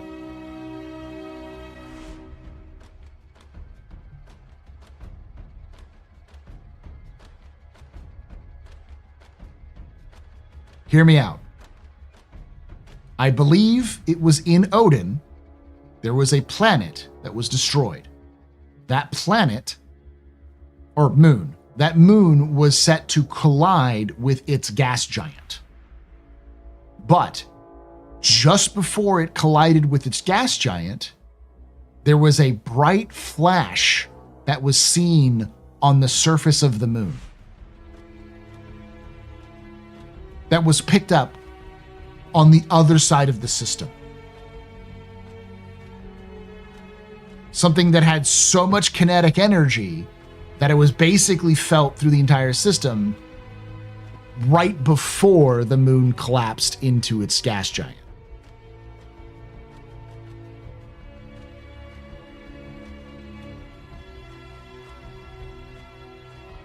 Conspiracy theorists have been saying that they tested a planet-killing weapon on the moon to see if it worked. Scientists say there's no evidence of a planet-killing weapon because we knew this thing was going to fall into the atmosphere. We had been studying it for years. We knew, everyone was trained on it. So we know that there was a bright flash, but there's no reason to believe that that bright flash had anything to do with a weapon. It was probably just a consequence of the weird angle of how this moon was being eaten by its gas giant. Because we'd never seen a moon get eaten by the gas giant, so we don't know what it was.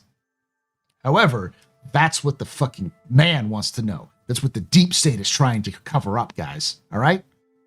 The UEE wants to hide the fact that they tested an alien super weapon on the moon of Odin, and then they built a fucking ship around it.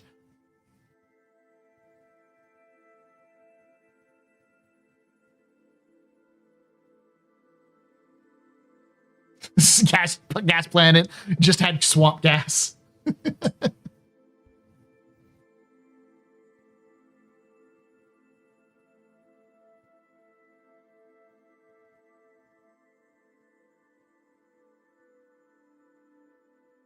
Because it just so happens that a couple of years after this planet imploded, this moon imploded, the fucking Retribution was leaked.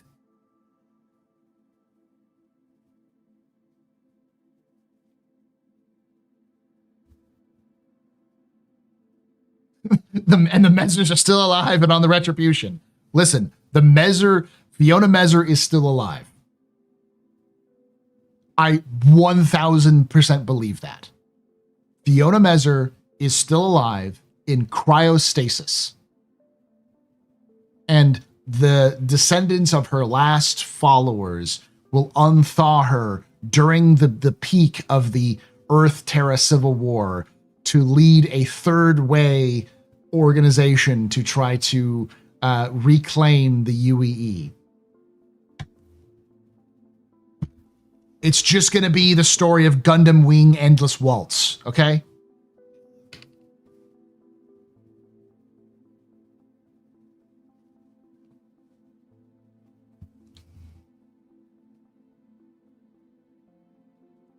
That's really who's in the cryopod at Uncle Wick's? Yes.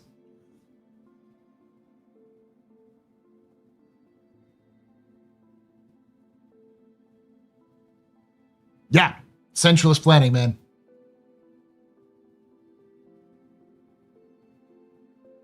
You need a tinfoil hat for your conspiracy character? I do. Tinfoil cowboy hat.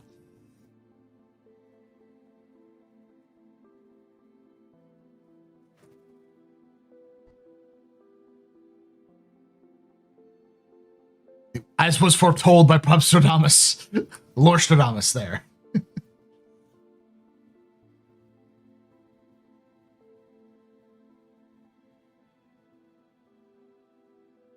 Will the Retribution play a role in the Civil War? No, because the Retribution is going to be fucking destroyed by the end of Squadron 42 Part 3. That's not like a leak, but like, it's Chekhov's gun. Big planet-destroying weapon in a science fiction story.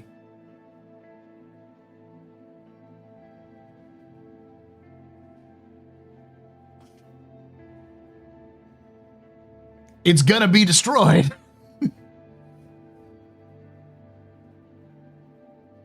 Yes, almost certainly Bishop will die with that thing.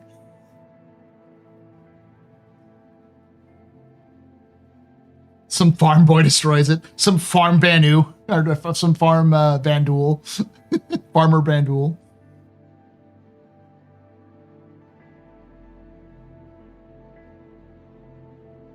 Where do you think the Saint and Pyro conflicts currently happening might lead? I think we're going to see a major conflict between the Citizens for Prosperity and the not just the Headhunters, but I think the Rough and Ready at some point.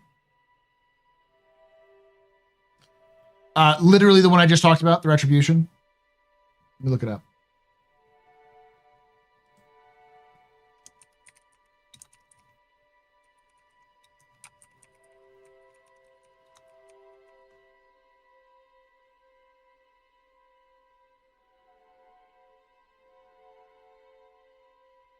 Jesus Christ. I forgot it has 44,000 views. Here it is. I'm going to make you watch it with me, chat, so that you can hear my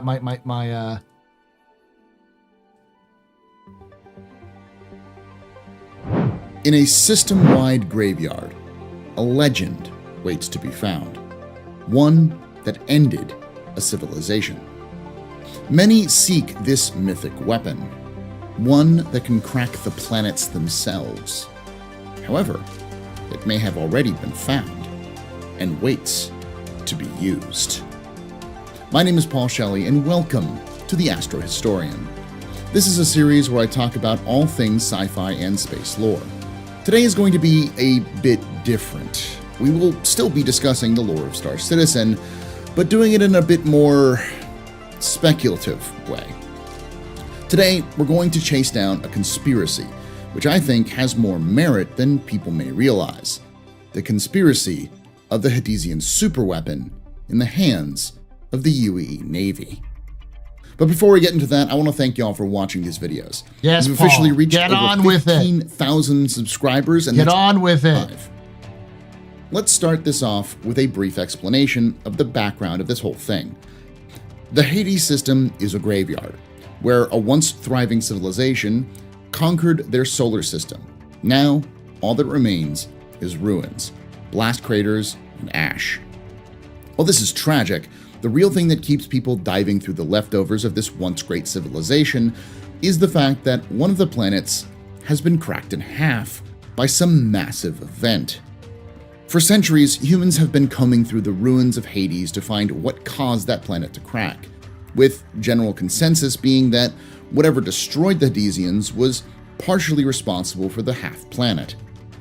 Thus, the leading theory is that a civil war had erupted amongst the natives of the system, as there is no indication of an outside force or that the Hadesians had FTL or jump point technology. Thus, the primary cause of the half-planet is some kind of superweapon.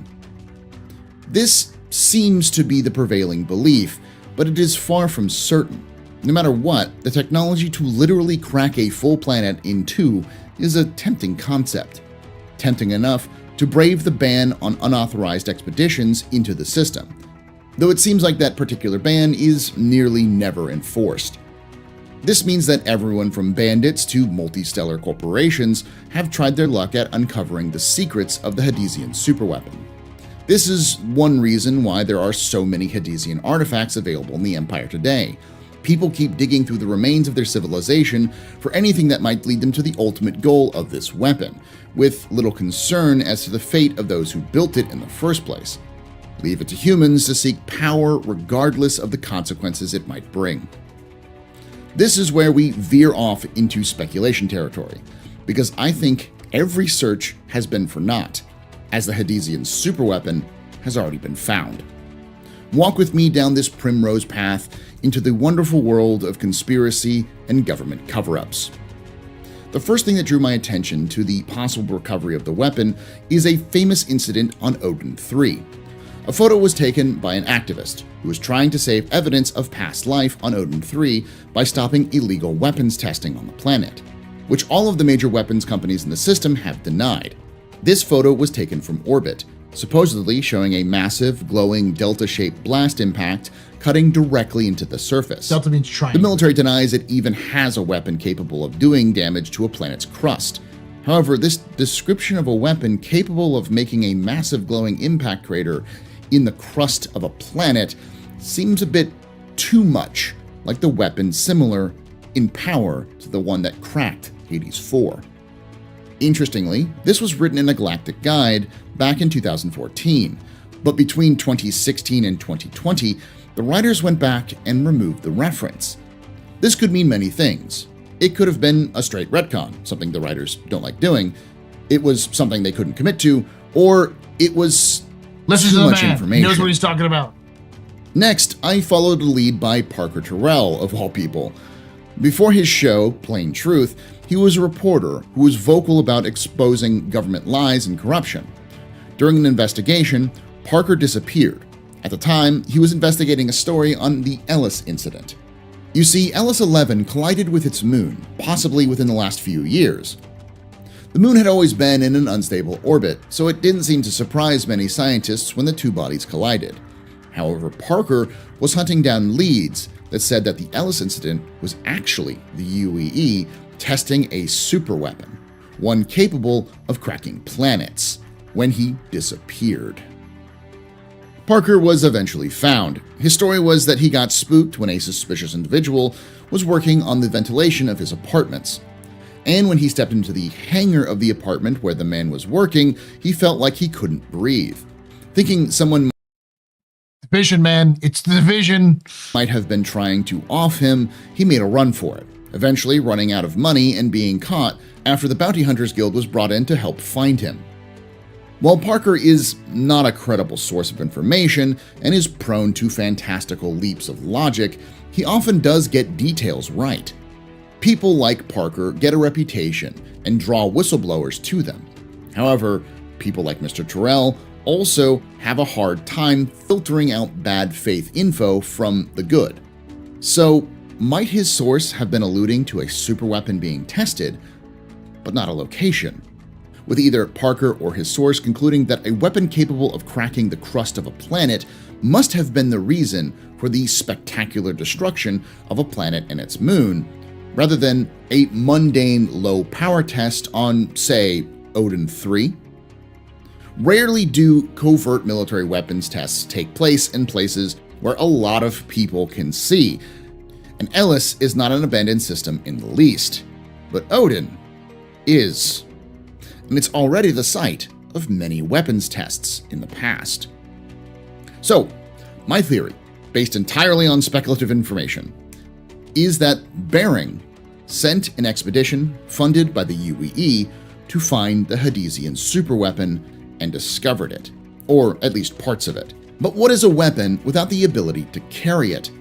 How would the UEE even bring a weapon of that destructive power to bear in a conflict? That is where Project Wadeen comes in. Project Wadeen was entirely classified, so much so that we don't know much, if any, of its backstory. We were first made aware of it in a conversation in January 2946 between two hackers, PubMud and Scryerfakius. Scryer was passively tapping into an Asiata relay when he found a large military packet being sent. Seeing an opportunity, he started poking around in the data, finding something he didn't have any idea what was about. But it seemed to trigger a sudden security lockdown and instant tracers being sent out. This was a reaction he had never seen before, and he barely managed to escape the trace. He sent the information to a friend and colleague, PubMud, as a repayment for helping Squire previously.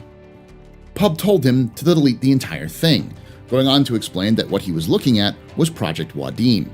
One of PubMud's Navy contacts had told him about the project years back, but after he did, that contact disappeared. Didn't run away, vanished. According to PubMud, it was the most expensive project he'd ever seen.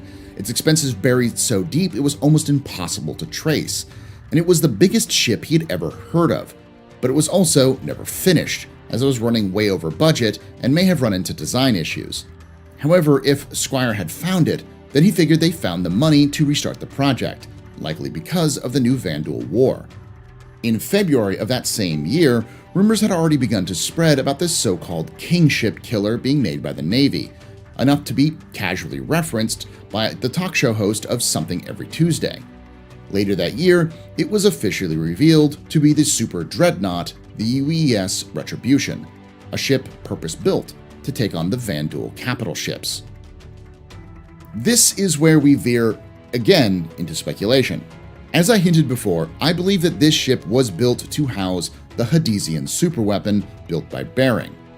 However, the cost to build a ship large enough to power the weapon must have been enormous. Thus, the ship began to cost enough money to start showing up on the radar of those whom the Navy would rather not have poking around, so they scrapped it. However, I don't think it was the Vanduul War alone that caused the project to get restarted, but an event that preceded the declaration, the capture of the X-12. As I went over in our previous videos, the X-12 is a Vanduul carrier that was captured in the Garen system. It had a reactor malfunction that killed almost all of the 1,400 crew members aboard before they could activate the self-destruct, so the UEE was able to capture it more or less intact. The X-12 is extremely important to the war effort in terms of the knowledge we gathered about the Vanduul themselves, which we went over in a recent Lore Citizen. But for the Retribution, I think what was more important was the power system it had. You see, the Vanduul are known to have some technology which far surpasses our own, like what is now the basis of regeneration technology known as the Ibrahim Sphere.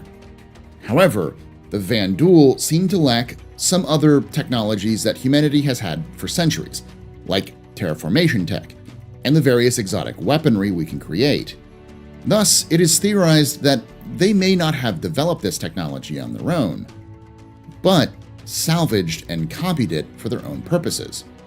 Such may be the case with the Vanduul Kingship, a massive ship capable of firing a beam weapon which could destroy a frigate in a single shot.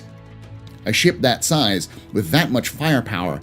No, this was before the prologue came out, so we could see the shot, how it just basically split an entire battle cruiser in two with one shot. You almost got beat up? Why did you almost get beaten up? Has to have a robust power system. That is where I believe the Vanduul X-12 ties into the Retribution.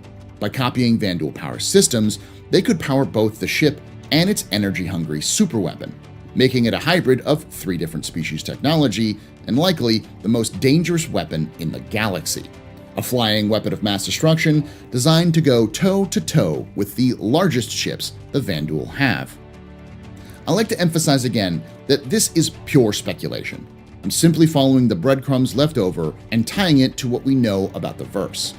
However, I believe this has a solid chance of being mostly true. It works with the story the narrative team has been trying to tell and fits with the willingness of the UEE to adapt alien tech into their own designs, like the ready adoption of the Tevarin shield tech into UEE designs and regeneration tech from the Vanduul. It also meshes well with the visual language of the Retribution, which has a massive cutout in the center of the ship for some reason. Visually, it tells us that there's something between the 2 arms of the ship, something big and mighty, far more than the several arrays of shipbuster railguns on board. The fact that there hasn't been a confirmed firing of the weapon also tracks, as the ship hasn't actually encountered a kingship yet, the reason the weapon was built in the first place, something likely to change during the events of Squadron 42, where the ship is set to be a major set piece. Still, time will tell if this is sound logic or a joyride down Conspiracy Row. I'd like to thank you for watching. The thing is I had to play the video because that was one of the most, up to that point, researched videos that I've ever done. I went down this primrose path. I wanted to figure out what it was, and I did it. You went on a date with a girl that previously dated some of the bouncers? Yeah, that was a mistake.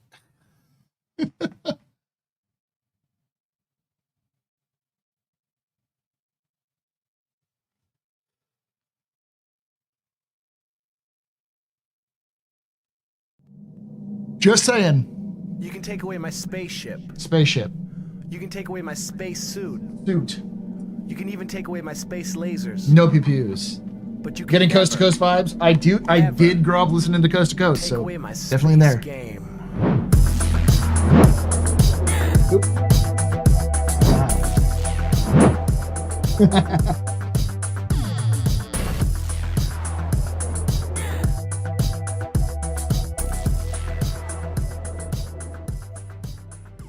Sandy Sanderson just resubscribed for 31 months. You. Thank you so much for that 31 months of support there, Sandy. You're a very important pupper, very impressed, but very new pedestrian. This is your fault. The return trigger night. Shots and cheers and chat. Y'all shots and cheers. Well, if Paul disappears, we know he's right. What's the old joke? I just want to make sure everyone knows I am not suicidal. I do not like to go near big windows that I can fall out of. I do not swim, but I can swim. But I do not actively go out and swimming.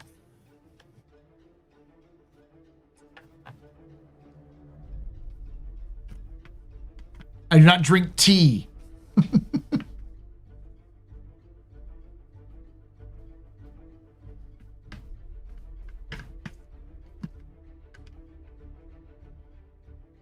I drive safely in tunnels, yes. Thank you for doing such great content. We're lucky to have you in the Star Wars community. Well, thank you for watching.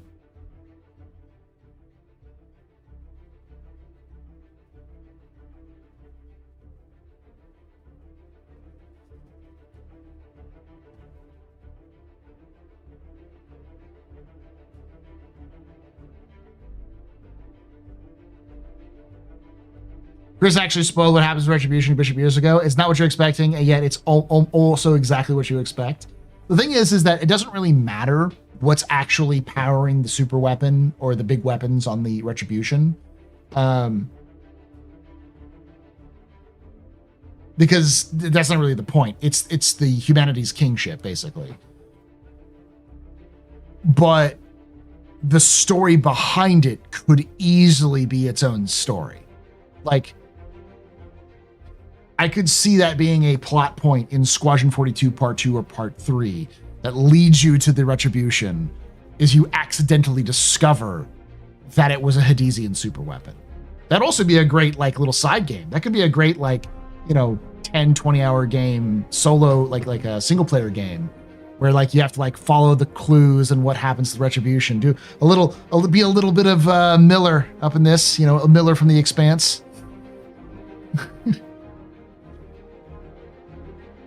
Doors and corners, kid. That's where they get you.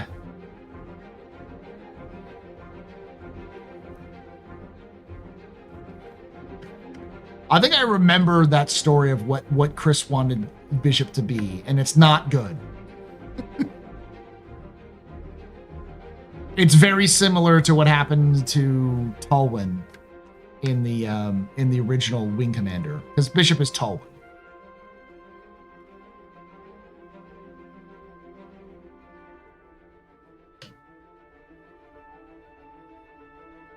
The Raptor was easy to tell where it came from too. We saw several of them in Manchester. Oh, in terms of like they just took the actual like street sweepers from Manchester. Yeah.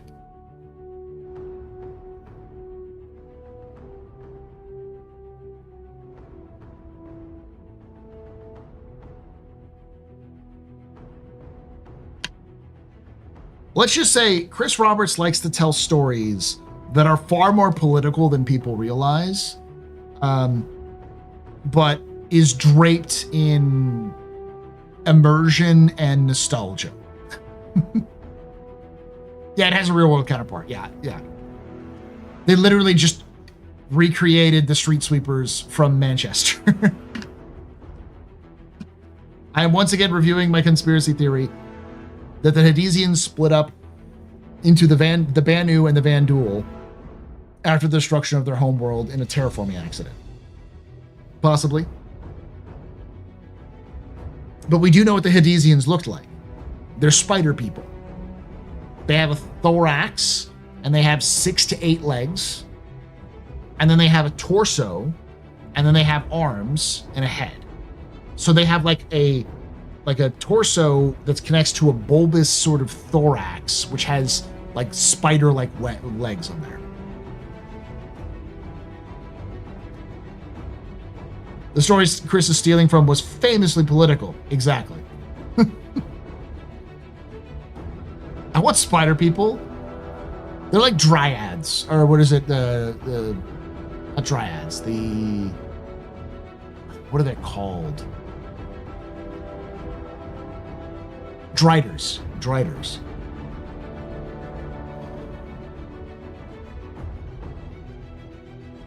Yeah. Some of them had 8 legs. Some of them had 6 legs. We don't know why. Driders, yeah.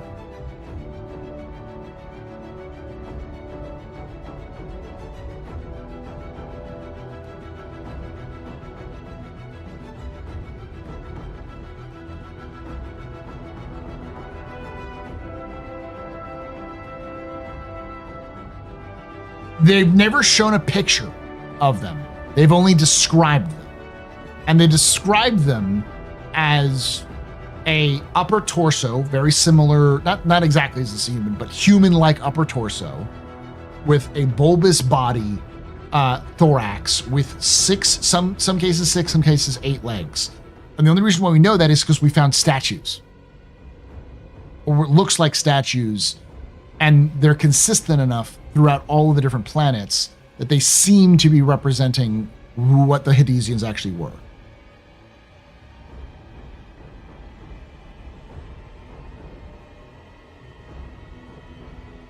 It wasn't a giant weapon, it was a big can of Raid.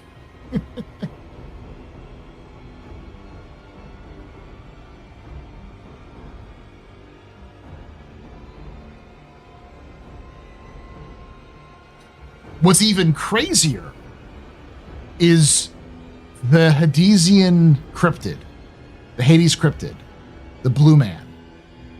The Blue Man does not look like a Hadesian. They're bipedal, humanoid shaped, human-ish shaped creatures. So whatever the Blue Man is, it's not a Hadesian. Hades is a spooky fucking system, all right? It is a terrifying system, and I can't wait for them to add it to the game because it's definitely going to be their October release. It's their Halloween release. Take away my space suit. You can even take away my space lasers. But you can never, ever take away my space game.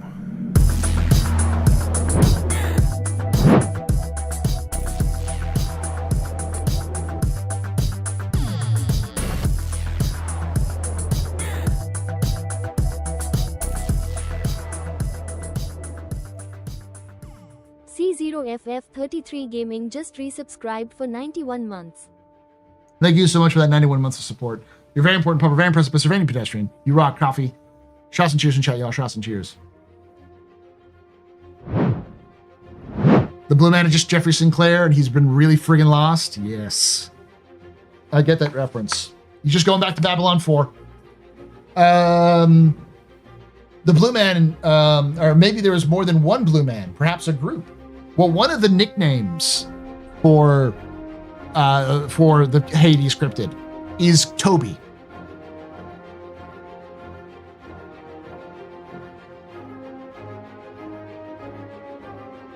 Canonically, one of the names for the Hades cryptid is Toby. All I'm going to say is that he blew himself.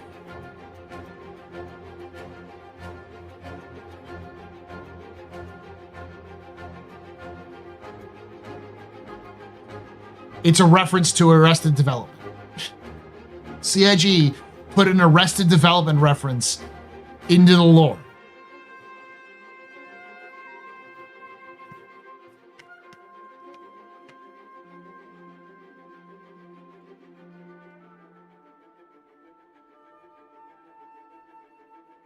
So if this is the base, this bolsters the idea that Hadesians had a servitor species of some kind that evolved into the Banu and the Vanduul.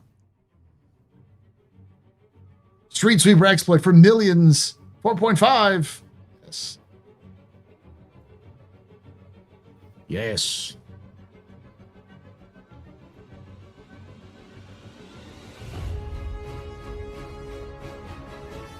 Oh, hell no, not dealing with no giant spider gun shit. Do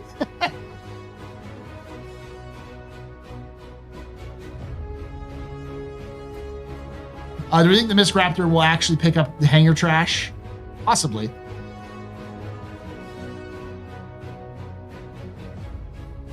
My guess is that it's just going to be a vehicle, a fun vehicle. Whew.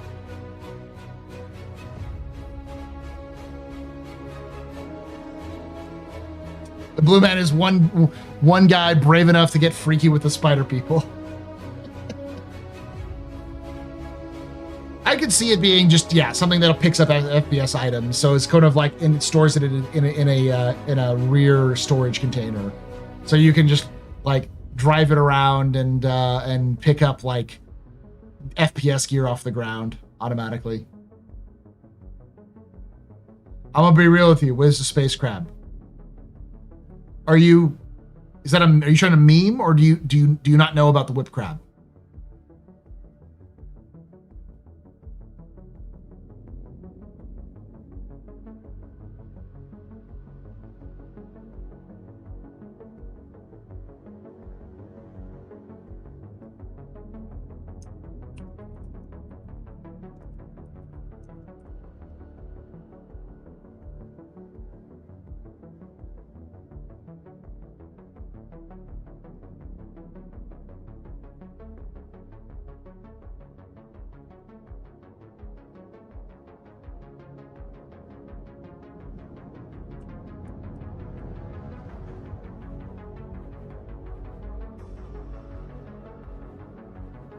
For those of you who don't know,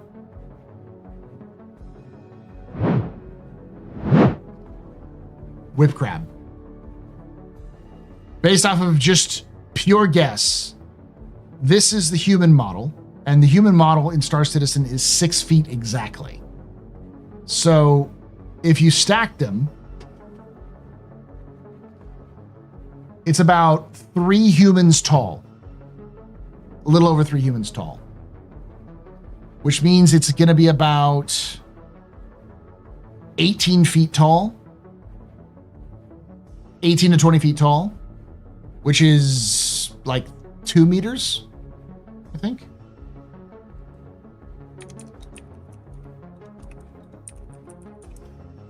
Six meters, much higher. So about 6 meters tall. 7.5 washing machines tall.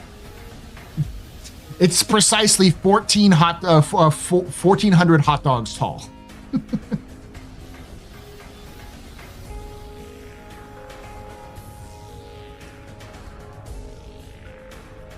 So it's massive. When are we going to get it?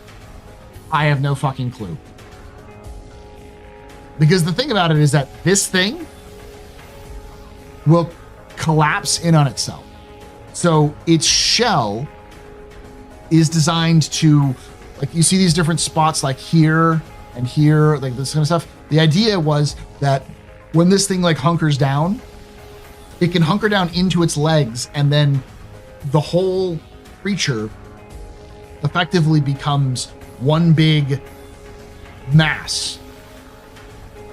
And it's colored like the rocks. So when you're looking at a pyro crab, they're called pyro crabs because they're originally from pyro, but they're likely not actually originally from pyro. They're called whip crabs, is their new name. They are camouflaged.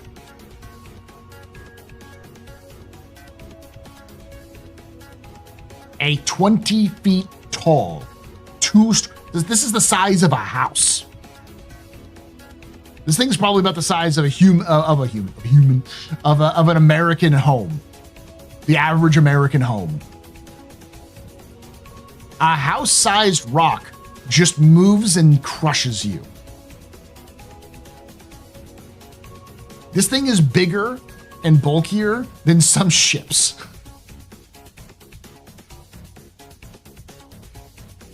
And it's a hive mind creature. So there could be dozens, if not hundreds of these things scrambling around. When are we gonna get it? We don't know. But it was in the silhouettes of the creatures that they showed off at that one Citizen Con. One of those silhouettes was this. So we know it's still in the game. We know it's still coming at some point.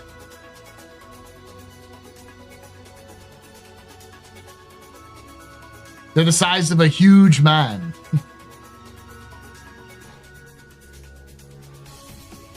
Does it taste good? We don't know.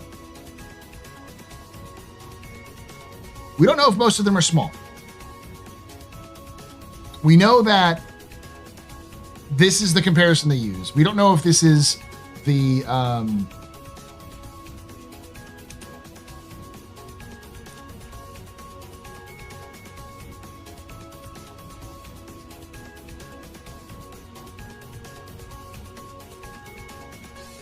I'm going to show you this real quick.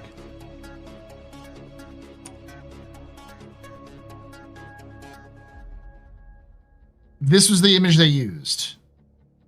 Now, those things might be smaller. This might be the mother, and these might be because it's got a mother hive mind. And these things might be smaller, maybe the size of a human. Or they could all be the same size.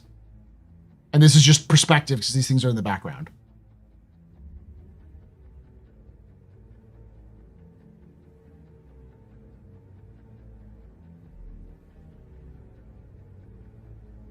So likely they'll do, this is the adult, this is the baby, and then there's going to be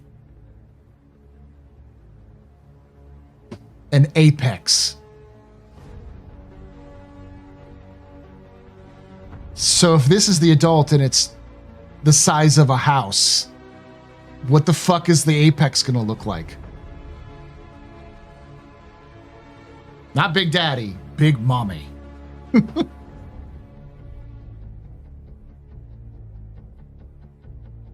Yeah, it's gonna be the queen, is what they'll call it. The juvenile is the size of a human. It's probably the size of like an MTC.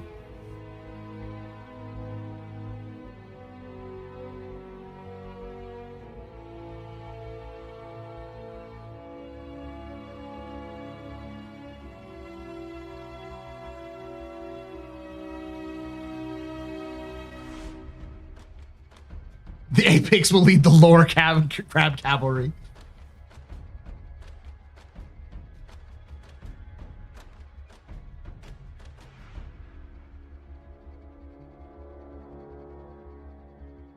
So just like the Valakar fight, Ben. Only this thing is more mobile than the Valakar. This thing is designed to be as mobile as the Copian.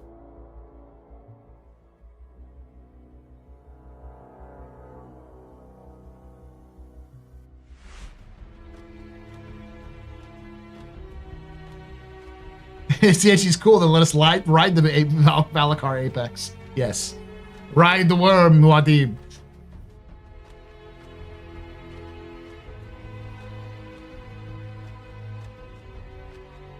God.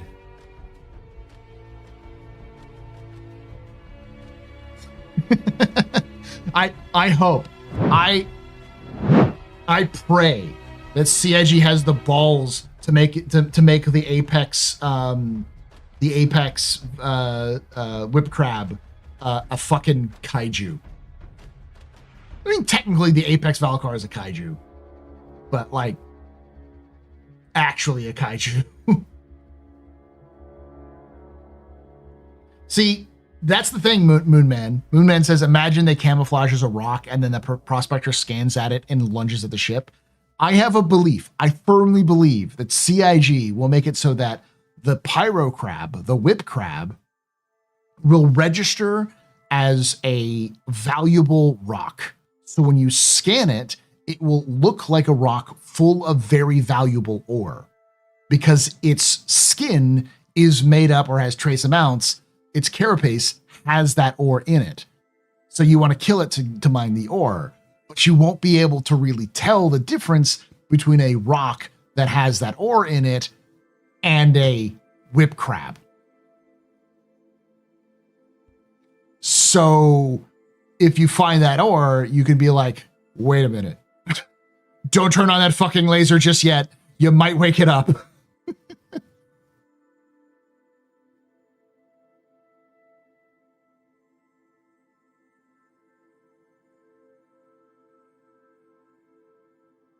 That's what we need Titan suits for. Exactly. Who do I need to pester at CIG to get rideable animals? Probably Zach. Interest mining after all.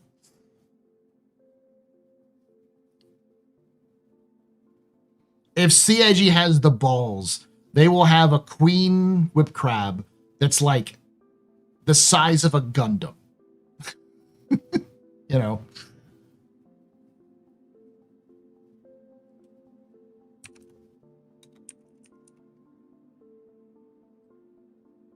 You know, 20 meters tall.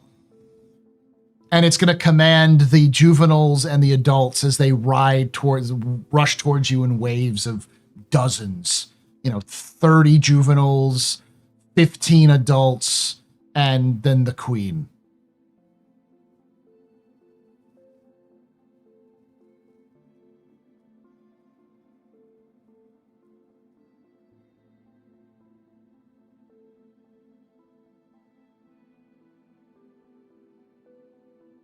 I'm never going to sleep again after this shit.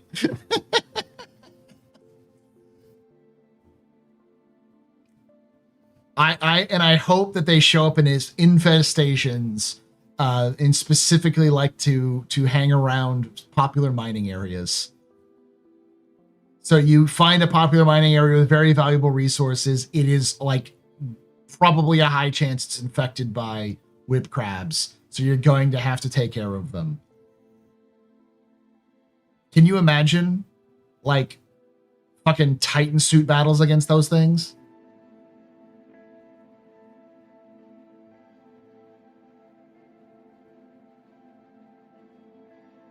When arachnophobia mode means we will give you arachnophobia. Oh, and I expect these things to sound squishy.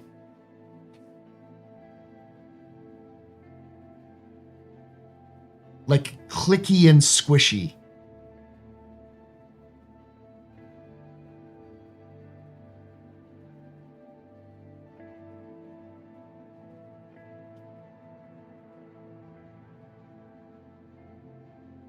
Thocky?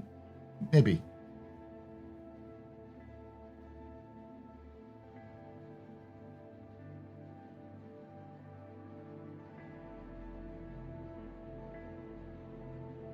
Any huge crayfish? Clacky? Maybe clacky. I don't expect them to be like flickers, but I expect them to have a little bit of a squish to them.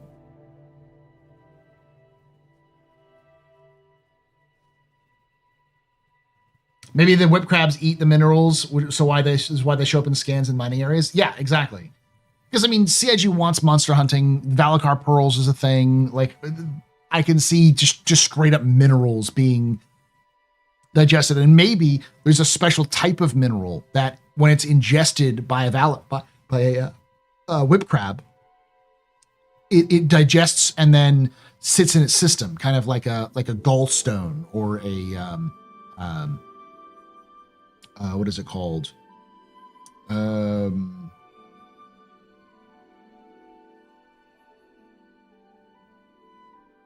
You can get them, they build up and they kind of like, because of like lots of sugar intake, that kind of stuff. And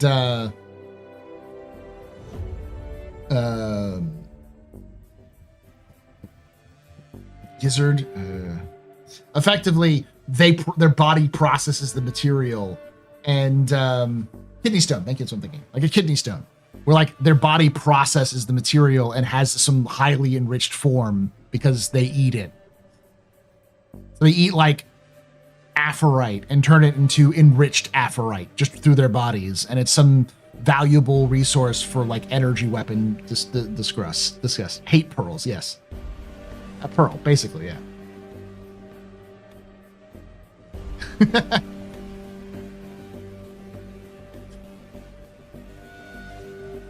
They should put them on yellow and make the green gems in the planet useful and not just nice to look at. Yeah.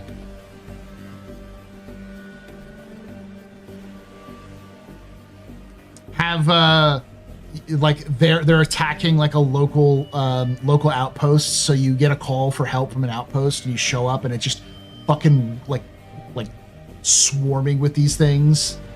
Someone said Starship Troopers defending the base style, you know.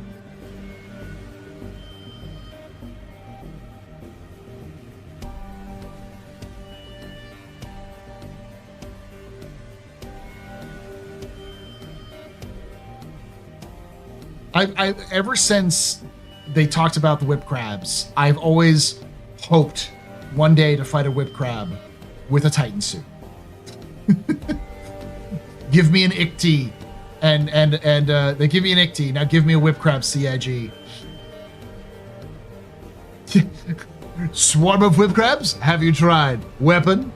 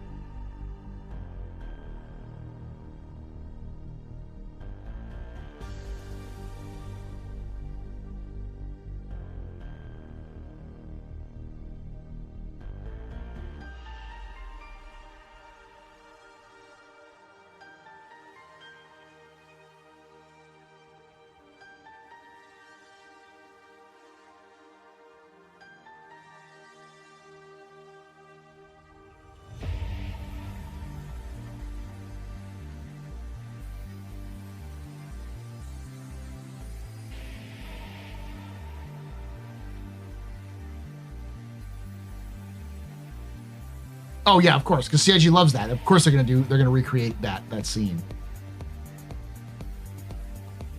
Yeah, they made changes to Wicklo, so it's no more random stuff. It's all you'll be guaranteed what you get, but they're kind of intense. I wonder if they could stun one of the apexes, hit it with an SRV tractor, and tow it to another location.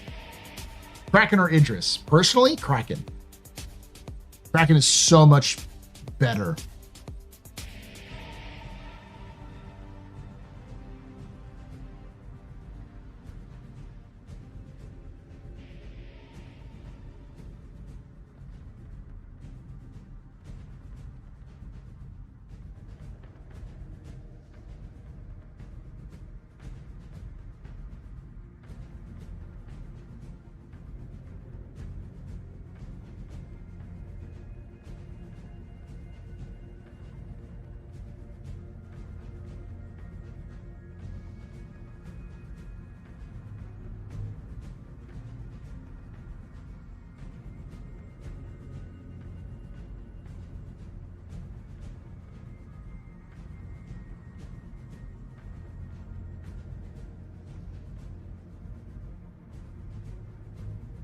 You can barely tow a caterpillar with that thing.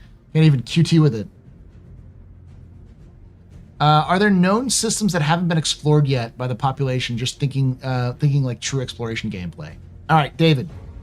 I know you've been away for a while, and you may not have watched me a ton, but I'm going to lay this out. I say this a lot, and if you've been watching me a long time, you know the speech. But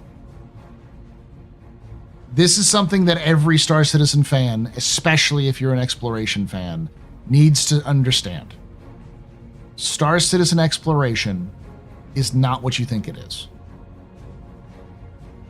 Star Citizen exploration is map making.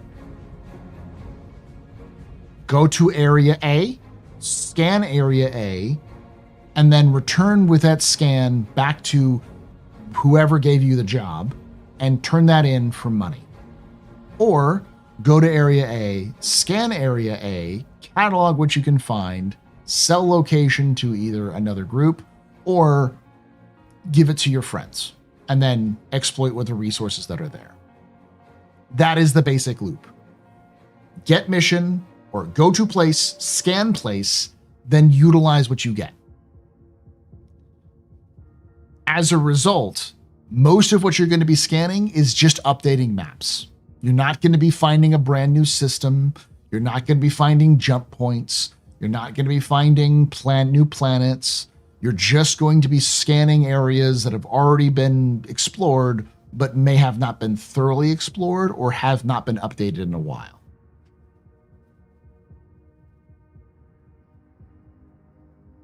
Now, I know there's a lot of folks who are like, that sounds great. And the way I've always envisioned it, based off of what I'm pretty sure CIG is going to do, is there's going to be a moment where your job is to go to a planet and then go drop a like a probe onto a certain places, like go to point A, point B, point C, and point D, and drop probes on like physically on the planet to categorize or to map an area.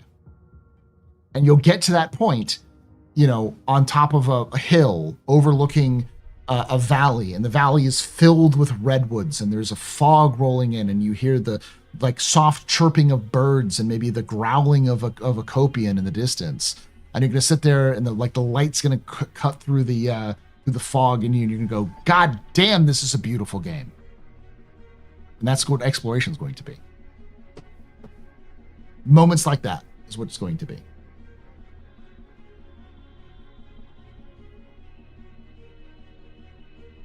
Yeah, unstable temporary jump points. You're a surveyor. You work for the USGS. You are not Lewis and Clark.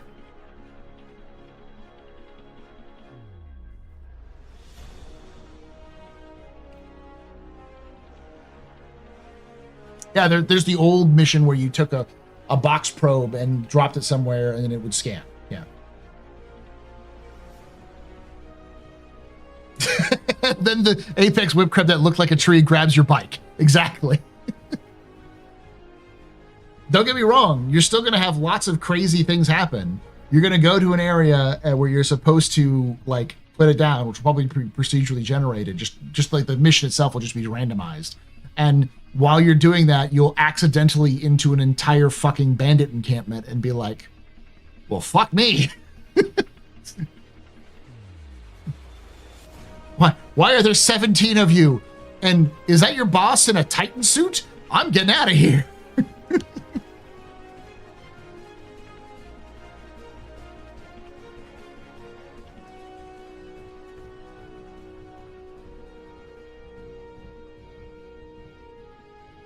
That's my point, Shadow Lurker. Shadow Lurker says, sometimes I land on moons around Microtech and get those moments looking at Microtech.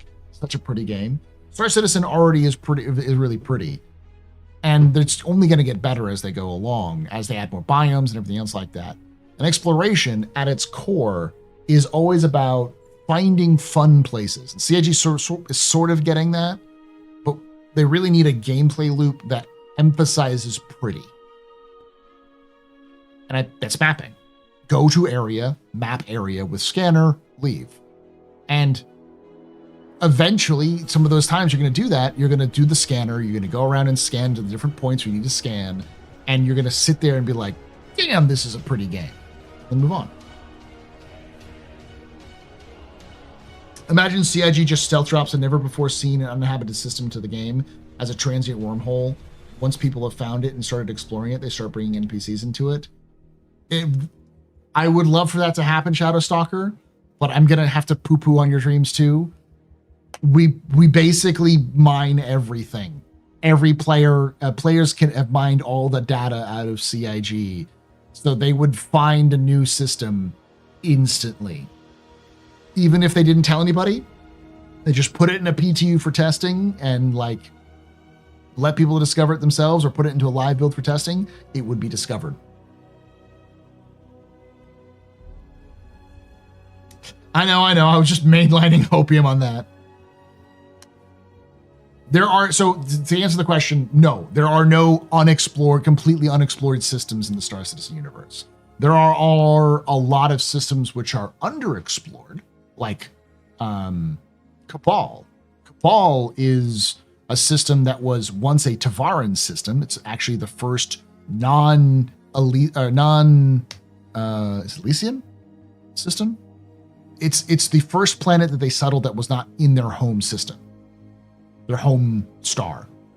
And we only discovered it like 7 years ago. Yeah, probably at this point, it's probably like 10 or 15 years ago, but it's very new. And we discovered it, and it had an abandoned Tevarin colony on it, which dated back to the first Tevarin War. Their first extrasolar colony. Thank you for that. Yeah. And there are plenty of places like that, like Oso. The Oso system has a species which is covered by the Fair Chance Act, which are called the Osoians. And you probably will be able to go to the planet of Oso and see the Osoians at some point.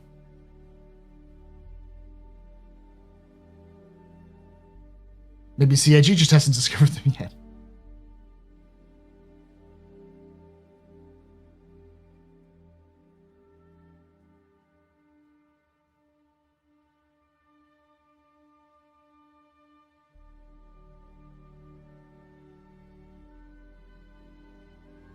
I mean, that's kind of what the closest planet or closest system we have that has something like that is going to be the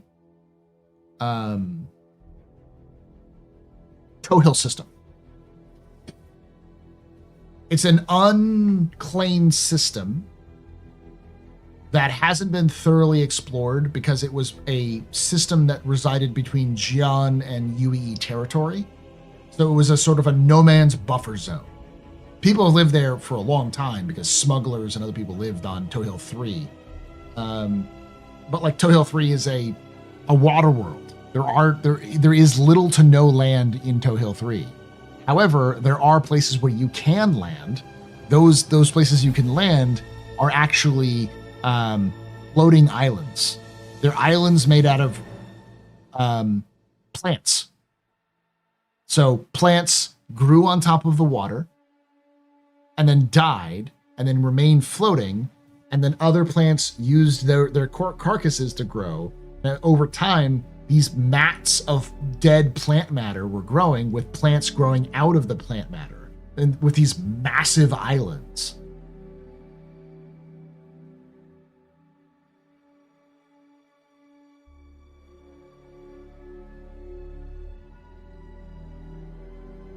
Subnautica floating island, yeah, like a plant version of coral, yeah, but on top of the water.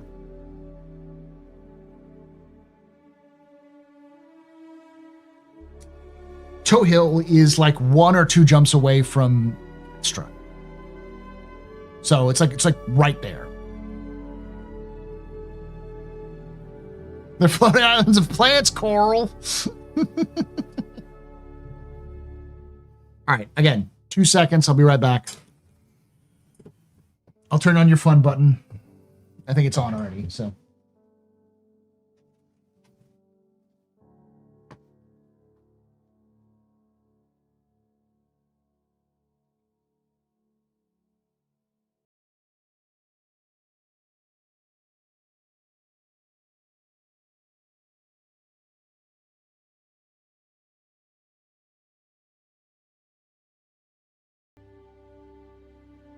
I'm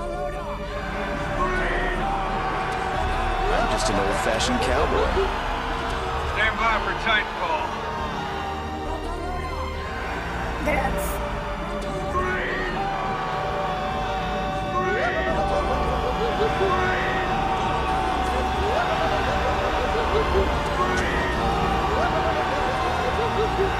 But I'm just an old-fashioned cowboy.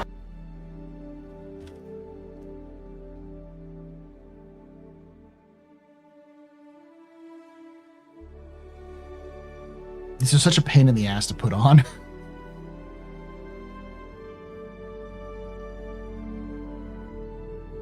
They've been back for a couple of weeks now, like a month or so.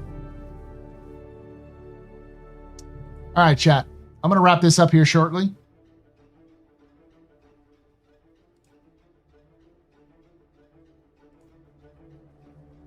Thank you for watching. Thank you for hanging out. But yeah, it's kind of a slow month. The two big news is clearly the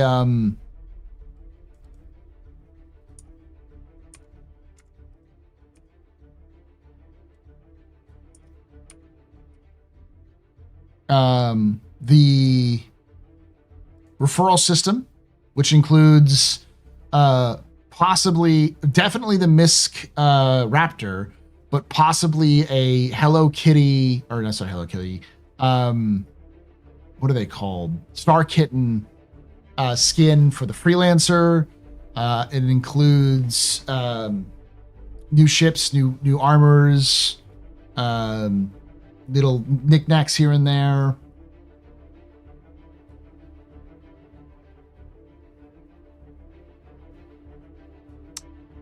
How far from Stanton is Nexus?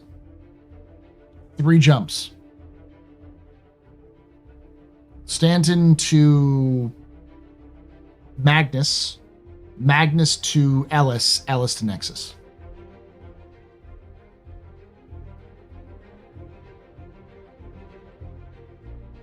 I didn't Cryptic Show.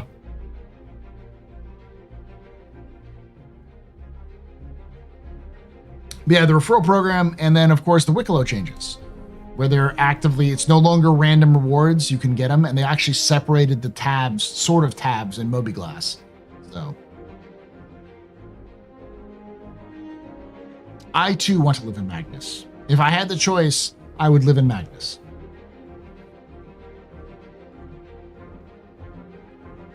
But until Magnus is available, I'm gonna call Nyx home. Once Nyx comes out, I'm there.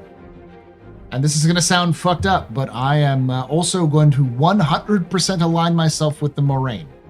Why? Because the Moraine are smugglers. And they also hate the government. So it's like, hey.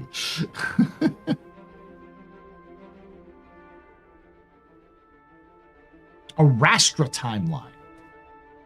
So for the Arastra to be made, they need to finish the Perseus. Perseus is going to be finished sometime this year, probably towards the fall. Once the Perseus done, then it's the Galaxy, and then the Arastra. It'll probably take them as long to do the Galaxy as it takes the Perseus. So if the Perseus is done in, say, September or October, then I would expect the Arastra to, then the Galaxy, I think, would get started sometime in November, which means that it's 18 months from November. So the Galaxy's earliest release would be 2027. Unless they start doing it earlier. They could.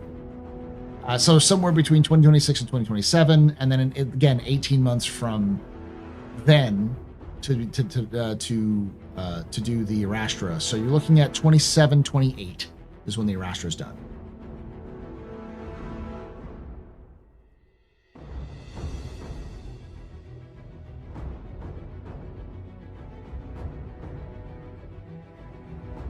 I need a place that's Space New Mexico.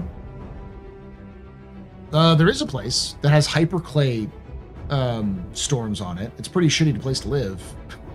Not as beautiful as New Mexico, I'll say. You know, the low in in the Corel system. That's probably what you're thinking. New Junction. New Junction City is the capital of Low in the Corel system. It is New Mexico. It's like Albuquerque.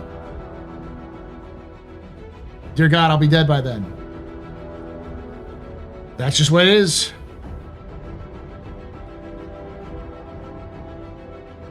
Because it takes CIG 18 months to develop a ship. And the Perseus will be done by the end of this year. And it takes them at least 18 months. So if it's not a full calculation, because it could also mean things like design, concept, all that sort of thing. So even if we say 12 months, then the Galaxy is going to be finished in a year after that. And even if you take 12 months after that, these are big ships, then you get to the Astro.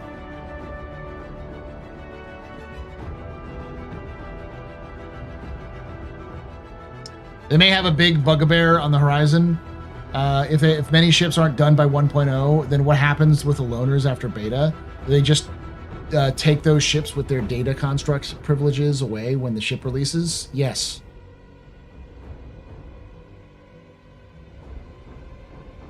What about the Ironclad, our dear space wizard? That's this year. Ironclad is probably October, November. The Perseus and the Ironclad are in a similar position in terms of the development. And based off of what we've seen, it seems like the Perseus and the Ironclad will be finished this year.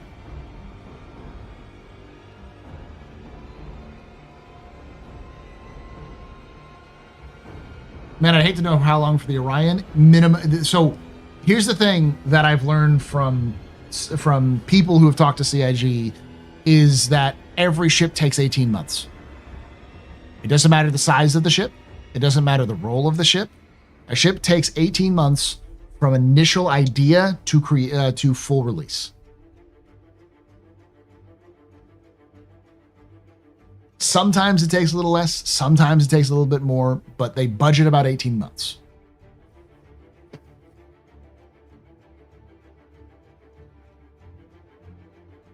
Yeah, no Liberator. Operation T's velocity must continue.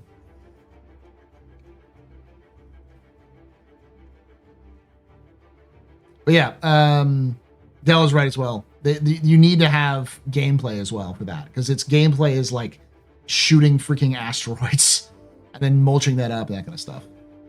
What's Velocity? So Velocity Raptor is a regular here on the pub. He's part of the League of Relic Enthusiasts, part of my organization. And he has consistently been up CIG's ass about the Liberator. Because he like every time it's brought up, he uses that gif of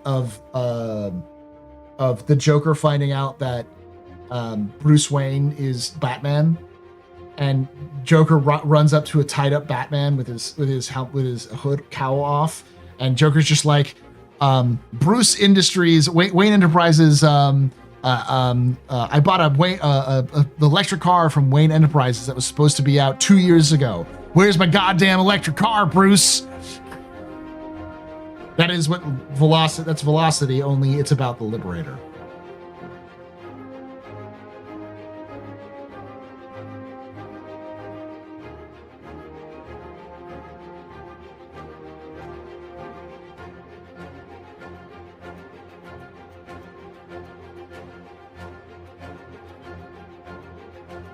That dramatically undervalues loaners then. They can't be upgraded within game and can become roadblocks to progress for that ship manufacturer. You can still upgrade them. They'll just get taken away from you.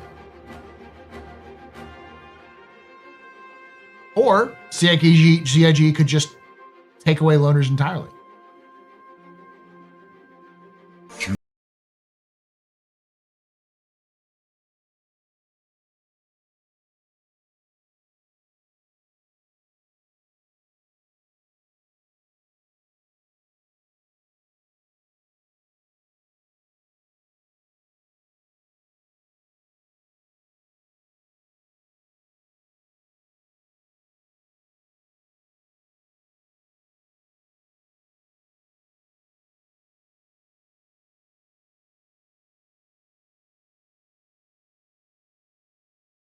MANCHACA, your humble host and space bartender here at the AstroPub. Your space bar at the end of the universe. Shots and cheers for these raiders there, chat. Shots and cheers. Exclamation point, shots and cheers.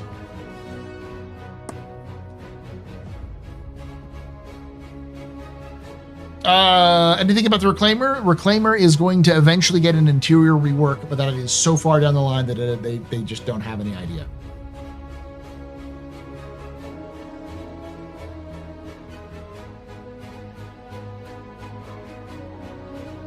Ooh. How you doing, Becky? We're kind of wrapping up here. Still be around for a little bit longer, though. What are we up to?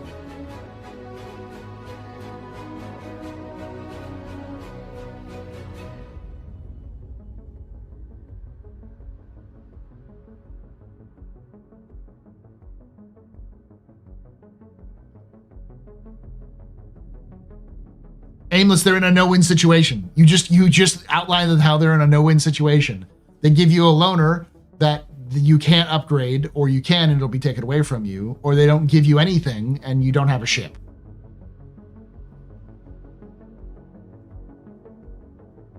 CIG put themselves in this that situation. There's just no win, so they'll do one or the other.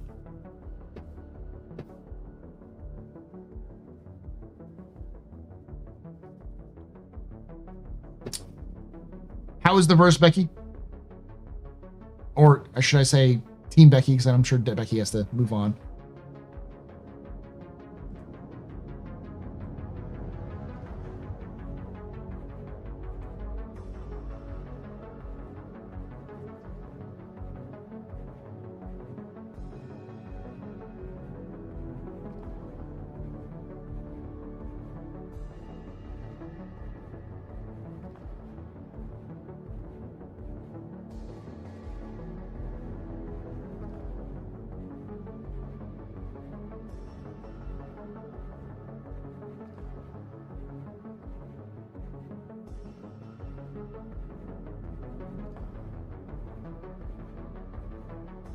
Kraken should already be in reconcept phase by now, or so they said in that SCL they did for the Chinese community. Production by the end of the year.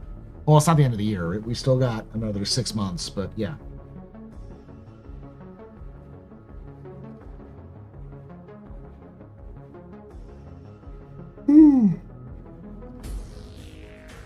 Off topic, but since you're a teacher, I figured to ask. Any advice for going to college?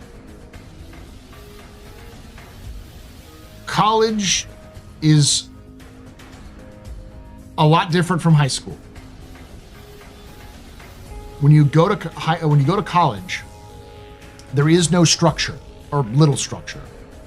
So you have to be very self-disciplined and self-motivated. This is going to sound weird, but don't use AI. It's going to be very tempting to do so. And if your goal is just to get a degree and bounce, you're not going to get much out of college. If your goal is to learn, to do something with your college degree, then yeah, you're going to want to pay attention. Yes. If you're going to college, make sure you're going to a college for a reason going there. Like, you want to become a teacher. You want to become, get into the sciences or into medicine or into law. All those professions require degrees, and you will need to go through the process and learn stuff there. If you're like, I'm going to go make money, you can get a job, you can get a business degree at a community college or a minor 4-year college, coast through most of that stuff. And because most of what you're going to learn for business is, if you go to MBA or if you go to get an MBA or on the job, learn stuff firsthand.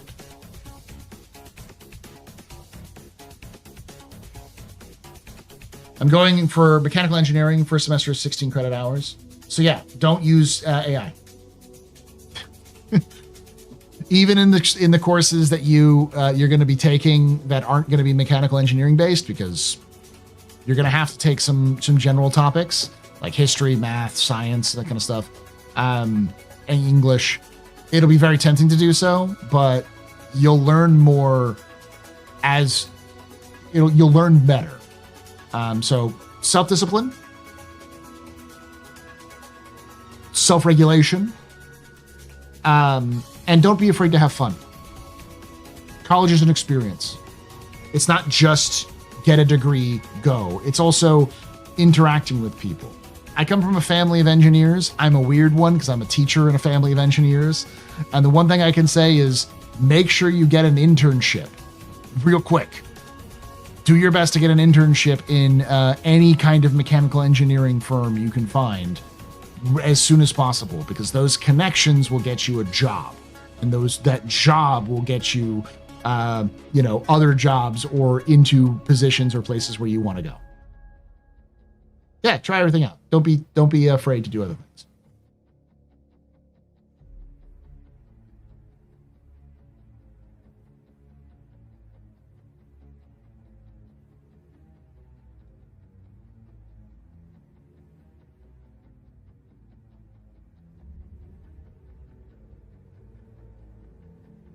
You get out of college as much as you put into it. Basically, yeah. But the biggest thing I've experienced as a teacher for almost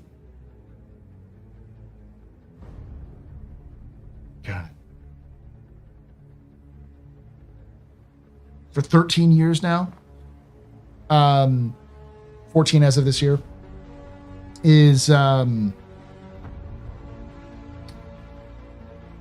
college is very different from high school. High school, you can easily just sort of show up and expect to do everything you need to do within 8 hours.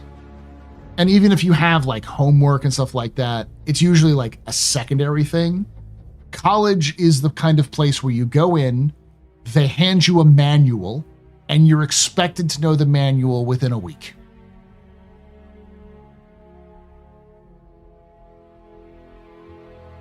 And unlike high school, where, you might come in and talk with your teachers, a lot of times you'll come into a place like the engineering building, and you'll be given access to a location in the engineering building where you're going to go do an experiment.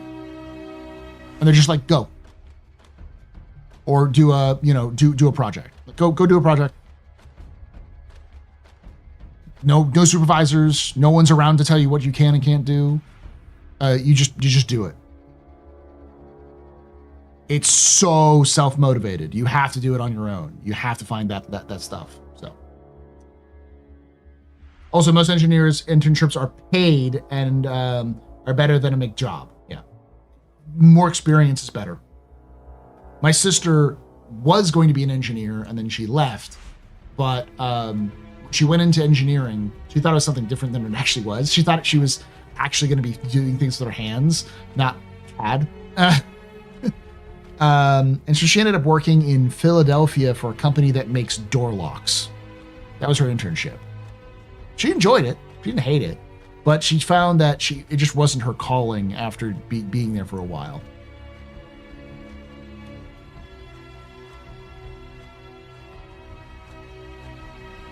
I took business and language at university. I incorrectly had the mindset that all the stuff I could be learned during class hours. It took a lot to correct that mindset and that knowledge gap.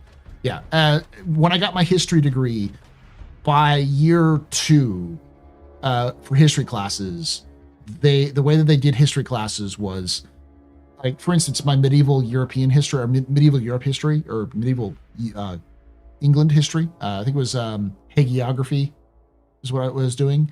No, it was history of England. That's the one I did. So I did the history of medieval England, and day 1 we were given a list of books, and by the second week of school, we were expected to read the entirety of the history of England by Bede. I don't have the book on me; it's downstairs and not here in my office, but it's this thick. They're just like, you got 2 weeks to read the whole book. And it's important. You're going to discuss it. And then you have to write an essay on this. She just wasn't locked in. Oh, Yeah, she ended up being a social worker, moved into social work.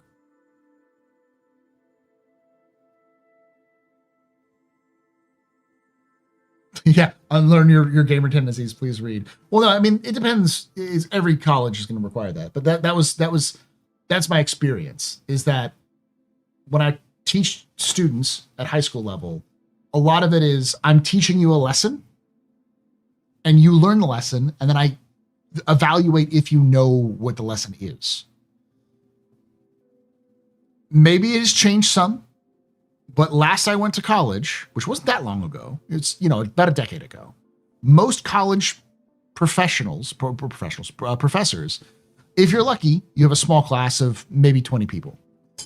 And what they'll do is they'll have, at best, a slideshow, at worst, a chalkboard, and they're just going to talk at you for an hour and a half. And you're expected to take notes, and all of that is going to be on the test. They don't care if you learn or not. You paid them. They're going to give you their knowledge the way that they know how to give you their knowledge.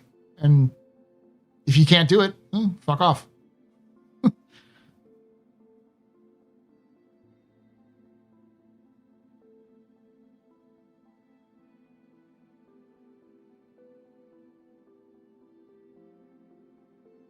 Two weeks ain't bad.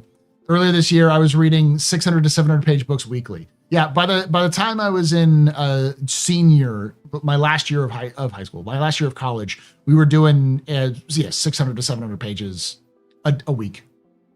That was my. I'm trying to remember the name of it. It's the history of history. Forgetting the name of the term for it. I think it's historiography. Basically, it's the class was to read famous historians' works and then dissect their bias, where they get the information from, how their method was, and then go forward from there.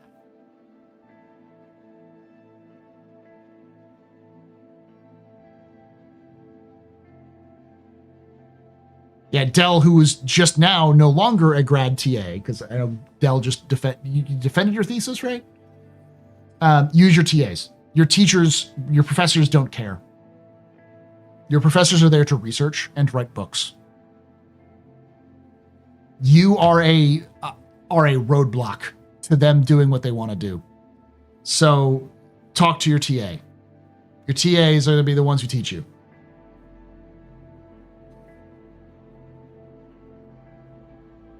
Okay, history sounds kind of interesting and weird. It is interesting.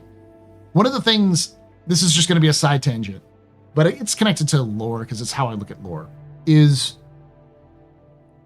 most people simply accept a version of history that was taught to them.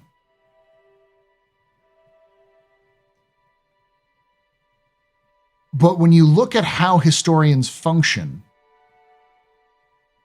you realize that history is just lies.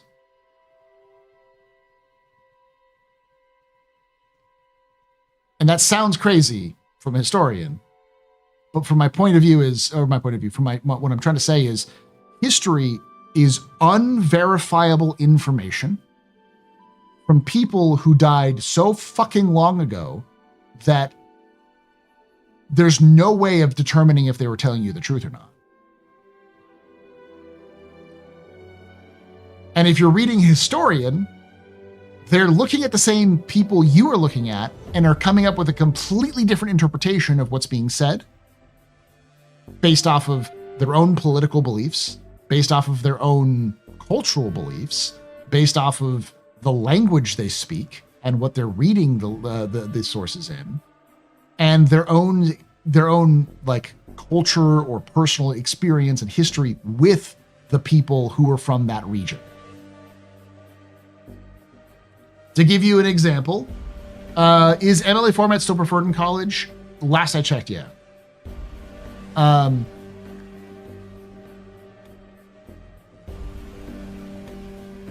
To give you an example, the Renaissance doesn't exist. The Renaissance is a lie. It's propaganda. Now, does that mean that the people and the events that happened during the Renaissance weren't real? No, we've got enough records and facts to know that those people, like Leonardo da Vinci and all of the Raphael and all of the Medicis, the Borgias, the famous historical figures and events, they definitely happened. But the idea of the Renaissance is fake. It was invented by a historian because they wanted to portray the time period that we now know as the Renaissance as a rebirth of classical ideas, because they believed that the classical Roman and Greek and Persian empires were the peak of civilization. And because a lot of these ideas came back during the Renaissance, they needed to have some sort of idea of a rebirth of these ideals. But in order to have a rebirth of ideals, those ideas need to have died. So they invented the Dark Ages.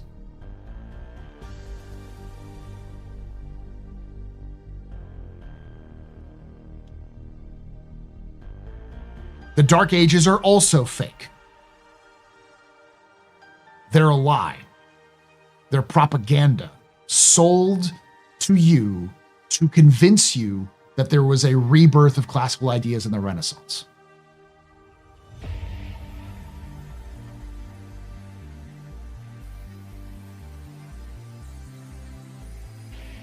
This is the best way to describe it. When people talk about history, I tell them,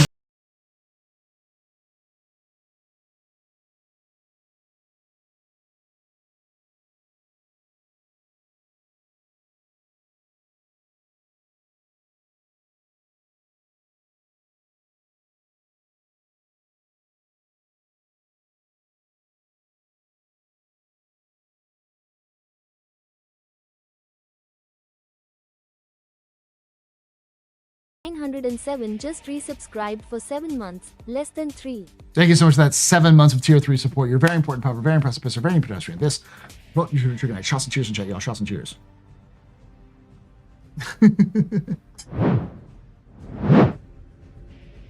I thought the Dark Ages, when people refer to them, is more of a reduced number of sources. No historian will call it the Dark Ages. You will not find a historian anywhere on the planet that will refer to that period as the Dark Ages. Because A, it's incredibly Eurocentric. The Dark Ages for Europe was not the Dark Ages for the Middle East, nor was it the Dark Ages for China or Japan or Mesoamerica. We have plenty of sources from those periods, lots of historical sources. So it's the Dark Ages for Europe, but it wasn't really the Dark Ages, because the church existed, and the church brought people together across Europe more than anything else the Romans had ever done. They managed to create a culture that was universally European, that included people like the Germans and the Scandinavians, the Norse, which is something that the Romans had failed to do with like swords and like political conquests for generations, for hundreds of years. The Catholic Church was able to do it in like 200.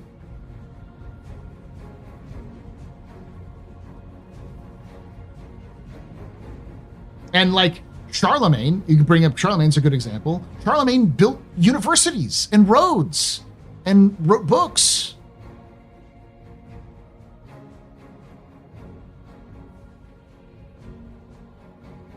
And yeah, and the late Roman Empire, especially the Western Roman Empire, was still around until like the 500s. And then you've got the Eastern Roman Empire, which was around into the 1400s. The what we call the Byzantine Empire was just the Eastern Roman Empire, and it didn't fall until like 1450s. So like, how can it be the Dark Ages when Rome never fucking fell? It was just the Western Empire did, not the Eastern Empire. And by the time the Eastern Empire falls, the Western Europe is already going into not enlightenment, but like new ideas were being brought back from, different places like the Middle East because of the Crusades and through trade and like.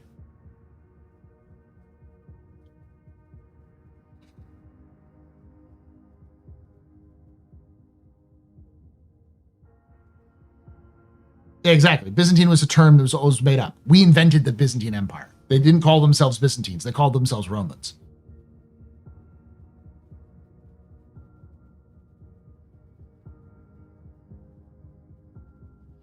Yeah, I don't trust church sources as far as I can throw St. Peter's Basilica. If the church said it was sunny out, I'd fucking check. I might be a little biased there because I did do a lot of research, and the professor who I worked with, who was my advisor, she was one of a handful of people who've been allowed the Vatican archives.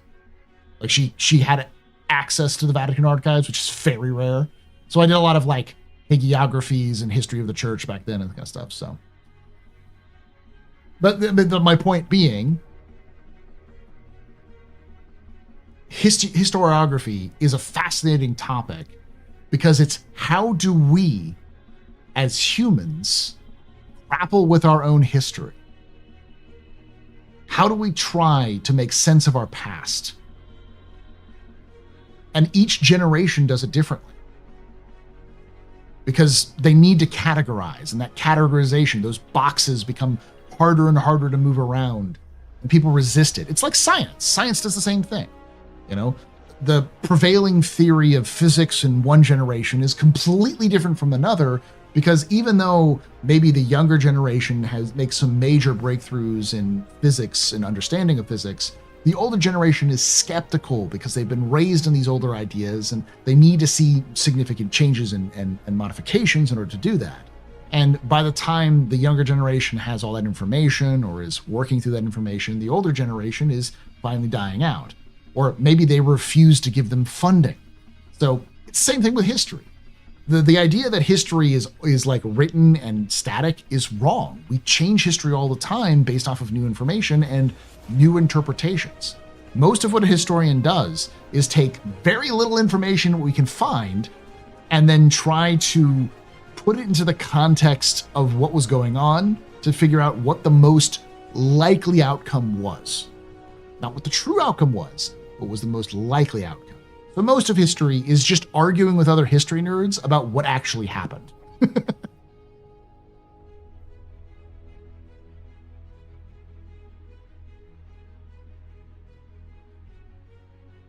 Oh, I blow a gasket every time I watch Ancient Aliens. Because the thing I hate about Ancient Aliens, and this is an old bugaboo that I bring up every so often, is that the fundamental idea of Ancient Aliens is that human beings were too stupid to build things, which should be insulting to every human being. Basically, what they're saying is humans were too stupid to do something, or how could they do something that we can't even do? It's like, because we're lazy. Like, how can you take a look at some of the major marvels of human civilization and go, well, these backwards savages couldn't have done this? It's like they did. Clearly they did. And often we know how they did it because they left records of how they did it. And it's like, our ancestors were amazing. They were just like us, but with less tools, less technology, and we're still able to do incredible things.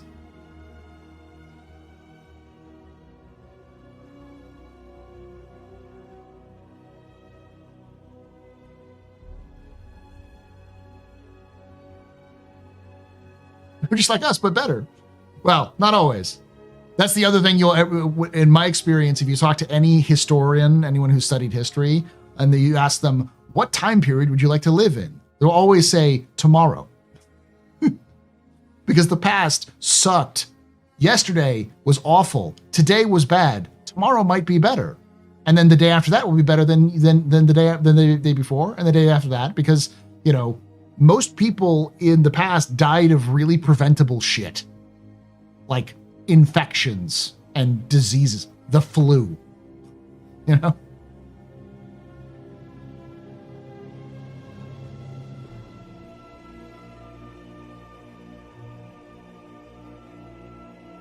Yeah. Very preventable things. Why did they die? Because they were literally drinking shit. They were pooping and peeing in the same water they were drinking from.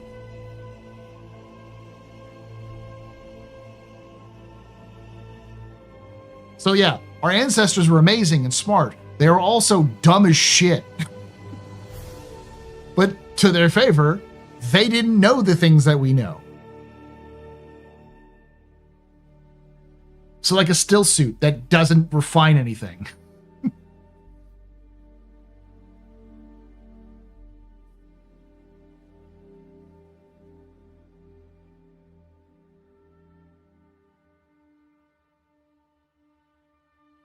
Yeah, my wife asks me all the time, and I've always annoyed when I say I'd never want to go back to even 2 to 3 years ago. The most I'd ever want to do is go back in time to correct my own mistakes, but minor mistakes that would make my life better today. But Paul, they were only sick because they had ghosts in their blood. Gotta love the humors theory of medicine. Fun fact, at one point we could actually literally track the route of the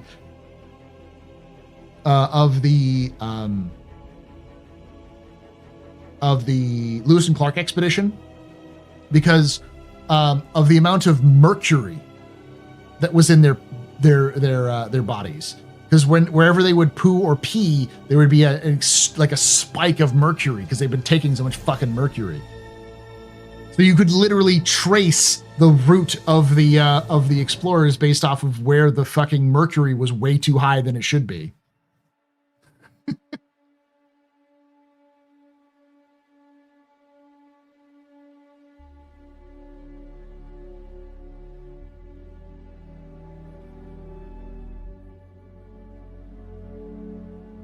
Yeah, germ theory is brand new. Like, germ theory wasn't around until, I want to say, the early 20th century, like 1908 or something like that. I think there were some proto-germ theorists in like the 1880s, 1890s, but it wasn't really fully embraced until later.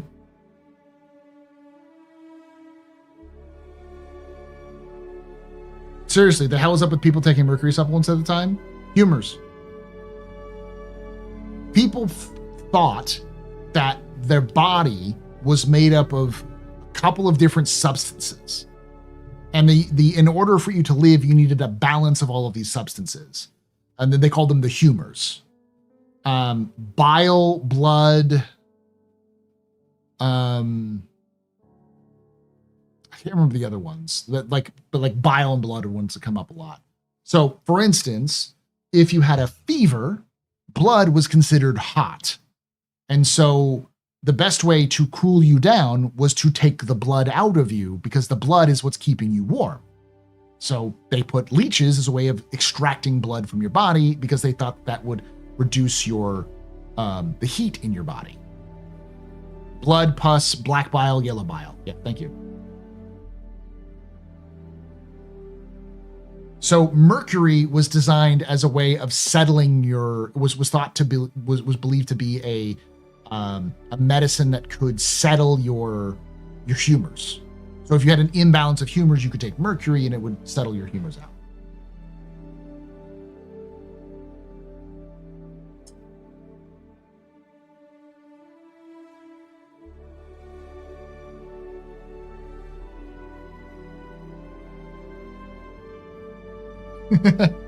My humor? It's too dark. How do I lighten it up?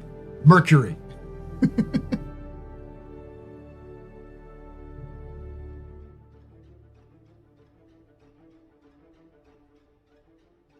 Love that the lead pipes in Rome is sweet water. the word for lead literally comes from the Latin word for pipes, plumbium.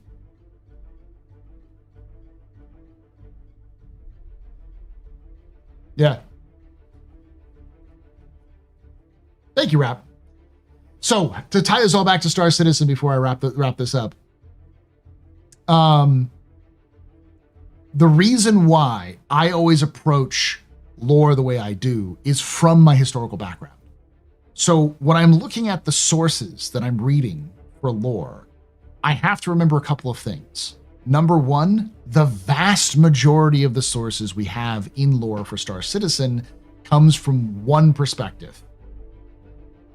Humans who live in the UEE. And almost all of those humans who live in the UEE are humans who are law-abiding, citizens mostly, and have not known any other government other than the United Empire of Earth. So they are predisposed to thinking that, well, of course, the UEE isn't perfect. It's what we have, and it has protected humanity for 900 years, or, you know, at this point, it's almost 500 years.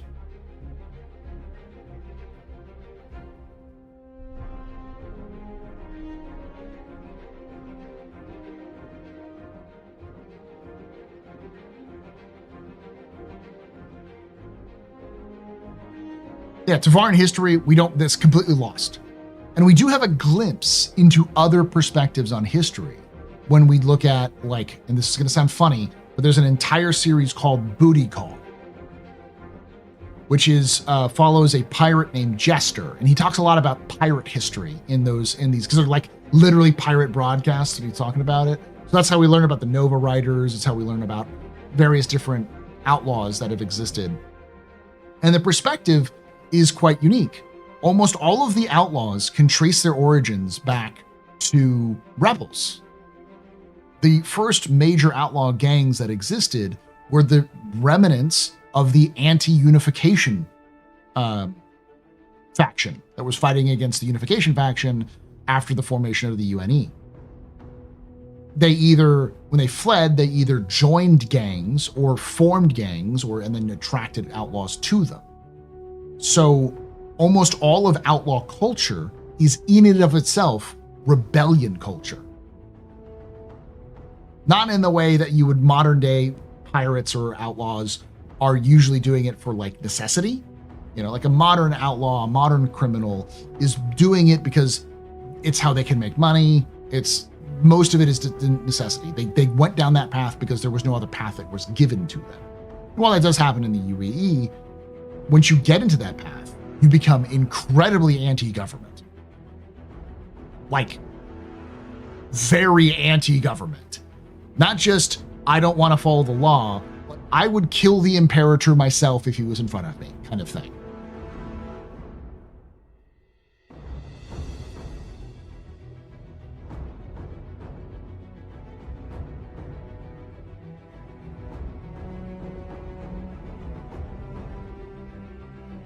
So, yeah.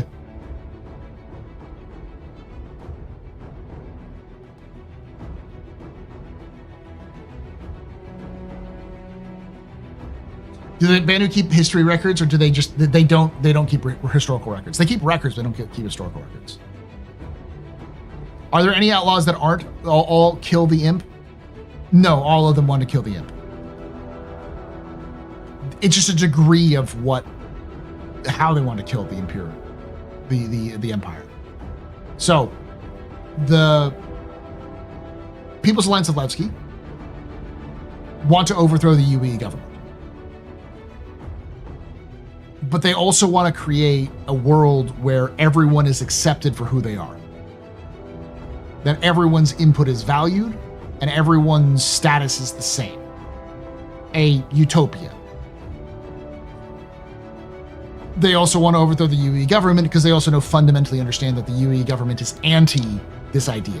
Everything about their formation, about who they are, about about how the government is structured is and the antithesis of giving everyone a say in the way things should be. So they want to overthrow the government. But they also know that they're a small bean in a big can. There's no way they're overthrowing the UEE government on their own. So their best chance right now is to stay quiet as fuck and prevent the UEE from traipsing into their territory. The Tevarin are not completely gone. No. The Tevarin are still around, but the Tevarin burned their own history at the end of the Second Tevarin War.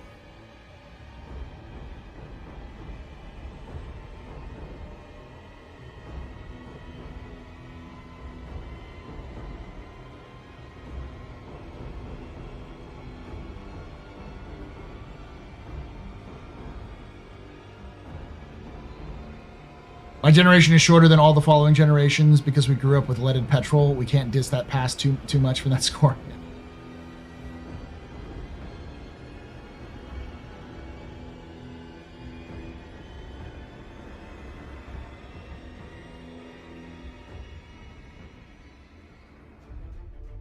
Lore Master would have a fucking stroke if he'd been there, I'm sure. Where? Oh, when they were just burning all the records? Motherfucker, I'd be killing some birds. They didn't just burn all their records. They blew up all of their temples. There's like a handful of Tevarin temples that are left. Rajoran temples, they're gone. There's only one that we know of that exists on the homeworld, which was defended by humans. Human militia fought back Tevarin, local Tevarin, who had been living on the planet, who tried to break into the capital city's temple and destroy it, and they preserved it. They saved it from being burned. Was he a Tevarin in Squadron 42? Not in the first part. No. There are references to the to Tevarin in Squadron 42, though. They're referenced, but they're not physically in Squadron 42. Part 1.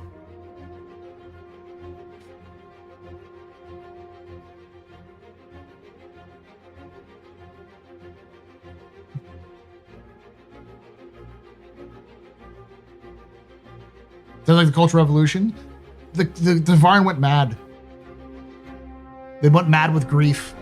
When they lost the Second Tevarin War, they felt like they had failed their ideals.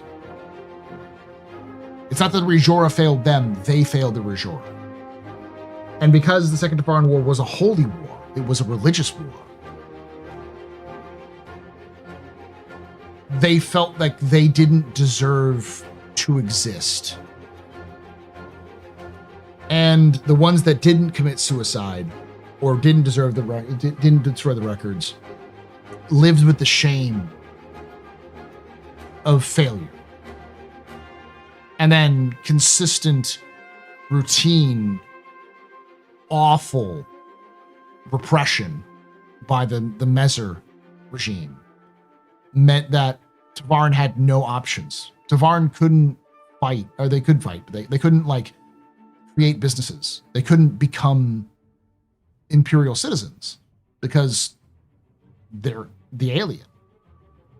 So Tevarin, mostly, if they were in the UEE, stuck to their own territories. So like they would build, were basically Tevarin towns, like Chinatown or, the ghettos. So they would be stuck to ghettos where they would live together, or they'd flee the UEE entirely and live on the outskirts of society. And often the only thing that a Tevarin had a chance of doing was crime. So Tevarin are grossly overly present on the criminal system. Like 4 in every 5 Tevarin go to jail.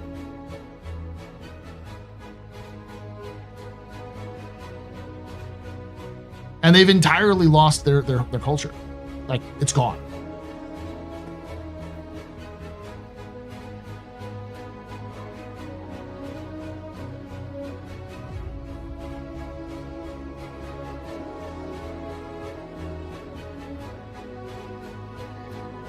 I assume we're seeing Gianna Part 1? Yes.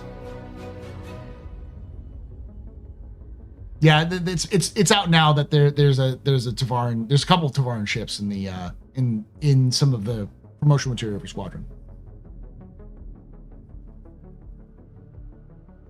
It's not CIG making an easy excuse for not developing the Tevarin history. It's just their culture. No, I mean, they actually have been developing Tevarin history, and we do know a little bit of a Tevarin history. We just don't know a lot because they don't want to write a full detailed history if they want to change it, because the Third Tevarin War is a plot point.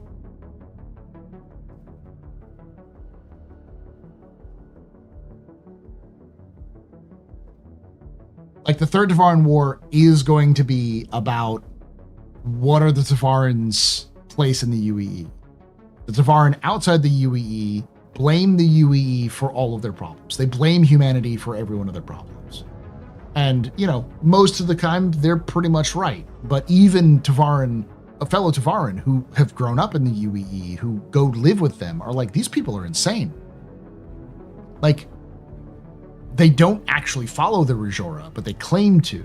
You know, they often deal with criminal elements and do really shady shit, and then blame the UEE for forcing them to do shady shit. And it's like, you don't have to, though. We could do this ourselves. We could protect ourselves. We could stop pirates from happening. We could form a society. And they're just like, no, not really. We don't want to. And so there's a movement inside the UEE to sort of, there's a Tevarin tradition where when you defeat an enemy, you absorb that enemy into your culture, but you are expected to take care of that new enemy's people. However, vice versa, as a conquered people, you are expected to adapt to the conqueror's culture. So Tevarin right now inside the UEE are like, we have been conquered for hundreds of years. We need to respect our own traditions, our own beliefs, and adapt to being human. We are now part of the UEE. We are UEE, many of us are UEE citizens. We need to become good citizens of the UEE. What do they want us to do? They want us to go fight in a war, and they want us to pay our taxes and do the things that citizens do. Then let's fucking do that. Let's get as many Tevarin as possible to join the military and become citizens.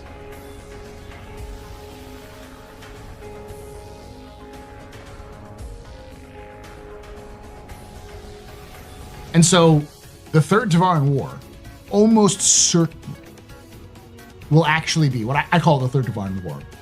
But it'll be between a rogue fleet of Tevarin who are making a beeline for their homeworld to try to recapture their homeworld from the UEE again, and their main resistance is going to be other Tevarin who are defending their homeworld from the exterior Tevarin to defend it for the UEE. All while the fucking Civil War or the Van Duel are going on. This is going to be sort of one of those plots where it takes place while the UEE military is distracted and can't actually respond to this other threat.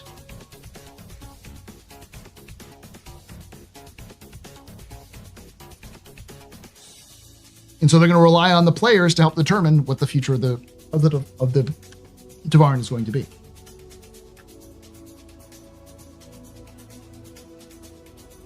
I want to see ships like the Stiletto and the Jackal, even if they're not very effective, just like collectibles and classic cars.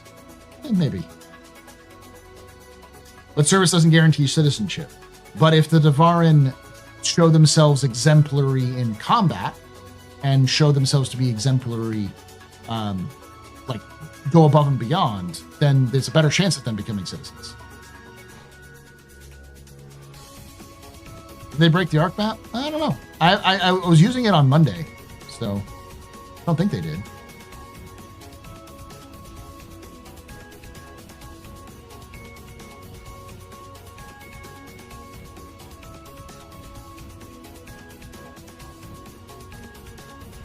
Yeah, I have it working right now.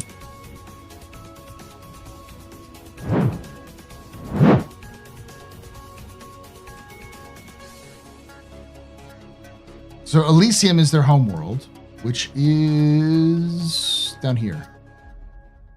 Right here.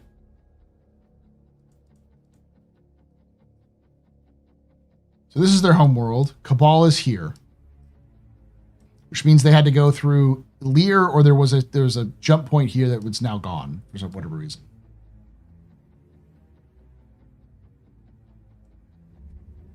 Yeah, this is Elysium right here.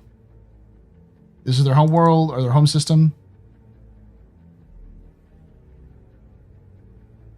They've got Voska and Jalan.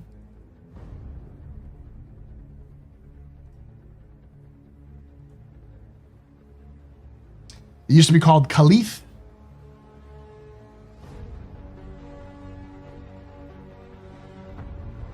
Bajoran temples are located in Gemma, the capital city of Jalan. And then Voska is a arid, dry world. Arid desert. There's a large archaeology of Reza's Landing, which is which existed before the UEE. It was built by the Tevarin themselves. What if there was a Tevarin planet under embargo that still had ancient ships flying around? Could be.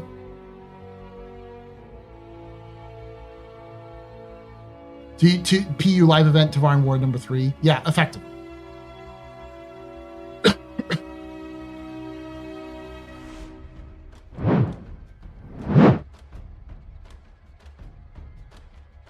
Oh shit, I didn't know that Elysium has a jump point into fucking Vandul space.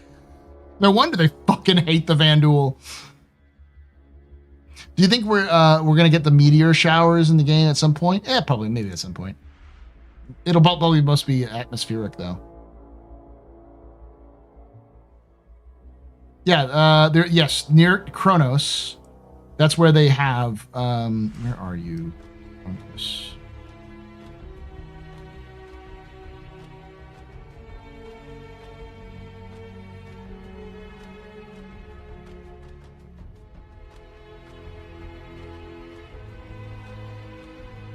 Looking for it.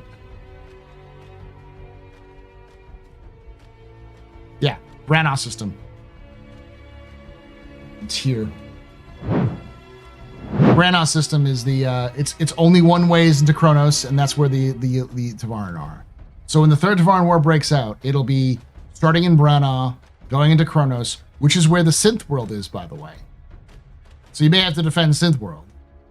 Kellogg, Odin,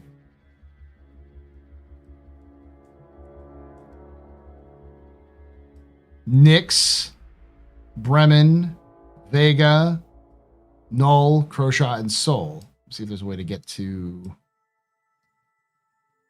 Skurzil. It's probably down here, right?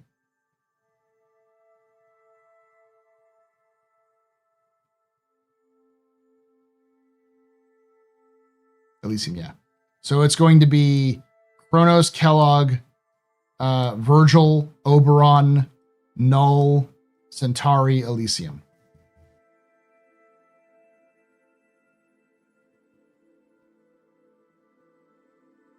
Synth World? Ooh, you don't know about Synth World. Humanity's boondoggle. Ever since we kicked out the Mezzers, we have been attempting to build an artificial planet.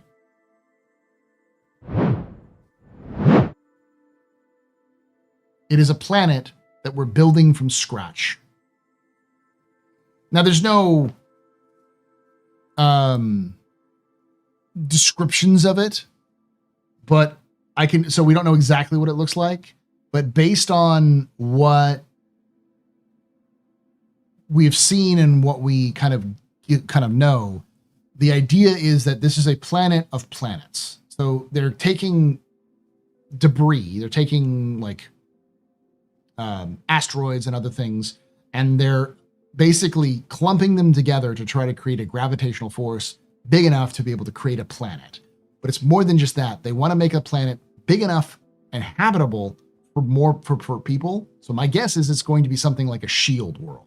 from Halo, where it's like the exterior skin is habitable, and then you can go under the planet, and there's a second layer of habitable, and then probably even under that, more layers. So you have like a world, a Halo, a ring world kind of thing, a mega structure of a world, which is to house, several hundred planets worth of people in it if they needed to. Instead of terraforming planets to our need, build a planet that we can then make to whatever we want.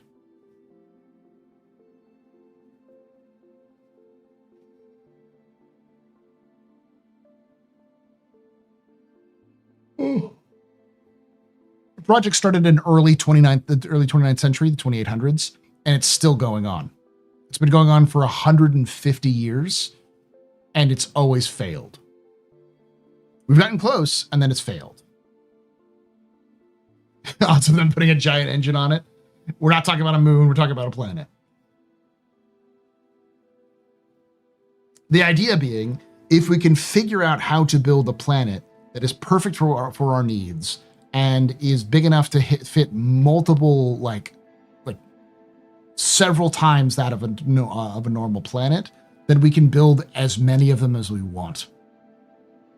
And if we can build as many of them as we want, we don't need to terraform anything. And on the idealistic human brain, the idealistic humans who came up with this idea was, if we can build a planet, then we don't have to fight over resources. We don't have to fight over planets. We don't have to fight over habitable regions. We can just focus on building worlds that we can live in and then worry about that.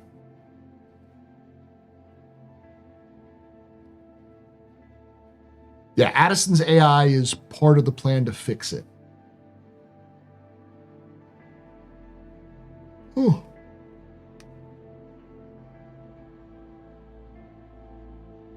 Yeah, humanity not fighting us. Well, it's about more than just that. It's also an attempt, because like pretty much all of our conflicts, all of the conflicts in the Star Citizen universe are about habitable planets. The first contact with the Xi'an was because we tried to terraform a planet that they had. The first Tevarin War was about the Tevarin's like world being overpopulated and thus resources being stretched thin. So they needed places to go to be able to expand their populations. That's why they attacked the UEE.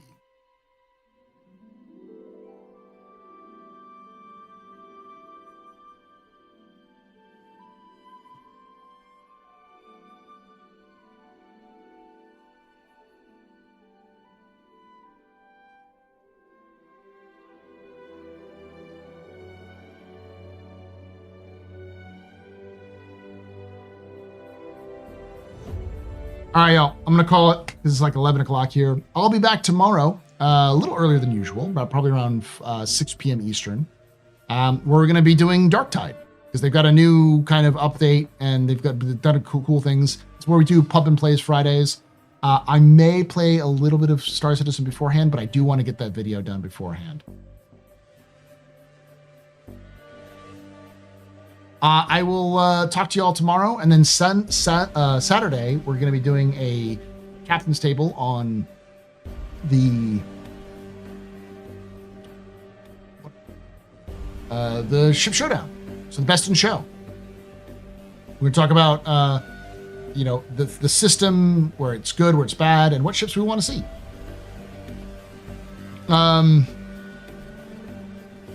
Sunday is going to be our Pubathon. So that's where we stream for a certain number of hours, and the more you donate, the more you subscribe, the more you become a member on YouTube. More of those, the longer I go. It'll start at 9 a.m. Eastern, 6 a.m. Pacific, and I'll be going for at least 8 hours. And the maximum cap is going to be 36 hours because it's the summer. Now, that doesn't mean I'm going to be up for 36 hours straight. It means that the first day, Sunday, I will cap out at 18 hours. And then I'm going to go to sleep. And then I'll wake up and immediately stream again. So I'll be like streaming to like 1 or 2 in the morning my time, and then going to sleep, and then waking up at like 8 and continuing to sleep. And then, yeah, and then if I don't do continuing over, it doesn't roll over, then I will stream at 1 p.m. Eastern, 10 a.m. Pacific, to do my Zero to Hero run on Monday. So basically, I'm gonna have a good time at the end of the month, and if you want to join us, you can join us. Keep an eye out for that video on the miscellaneous ships at the UEE Navy. That should be out this weekend.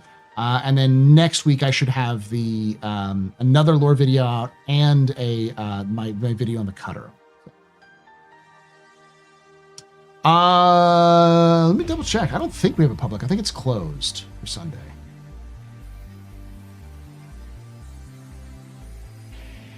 That's closed. It's a closed event. It'll probably be the week after that.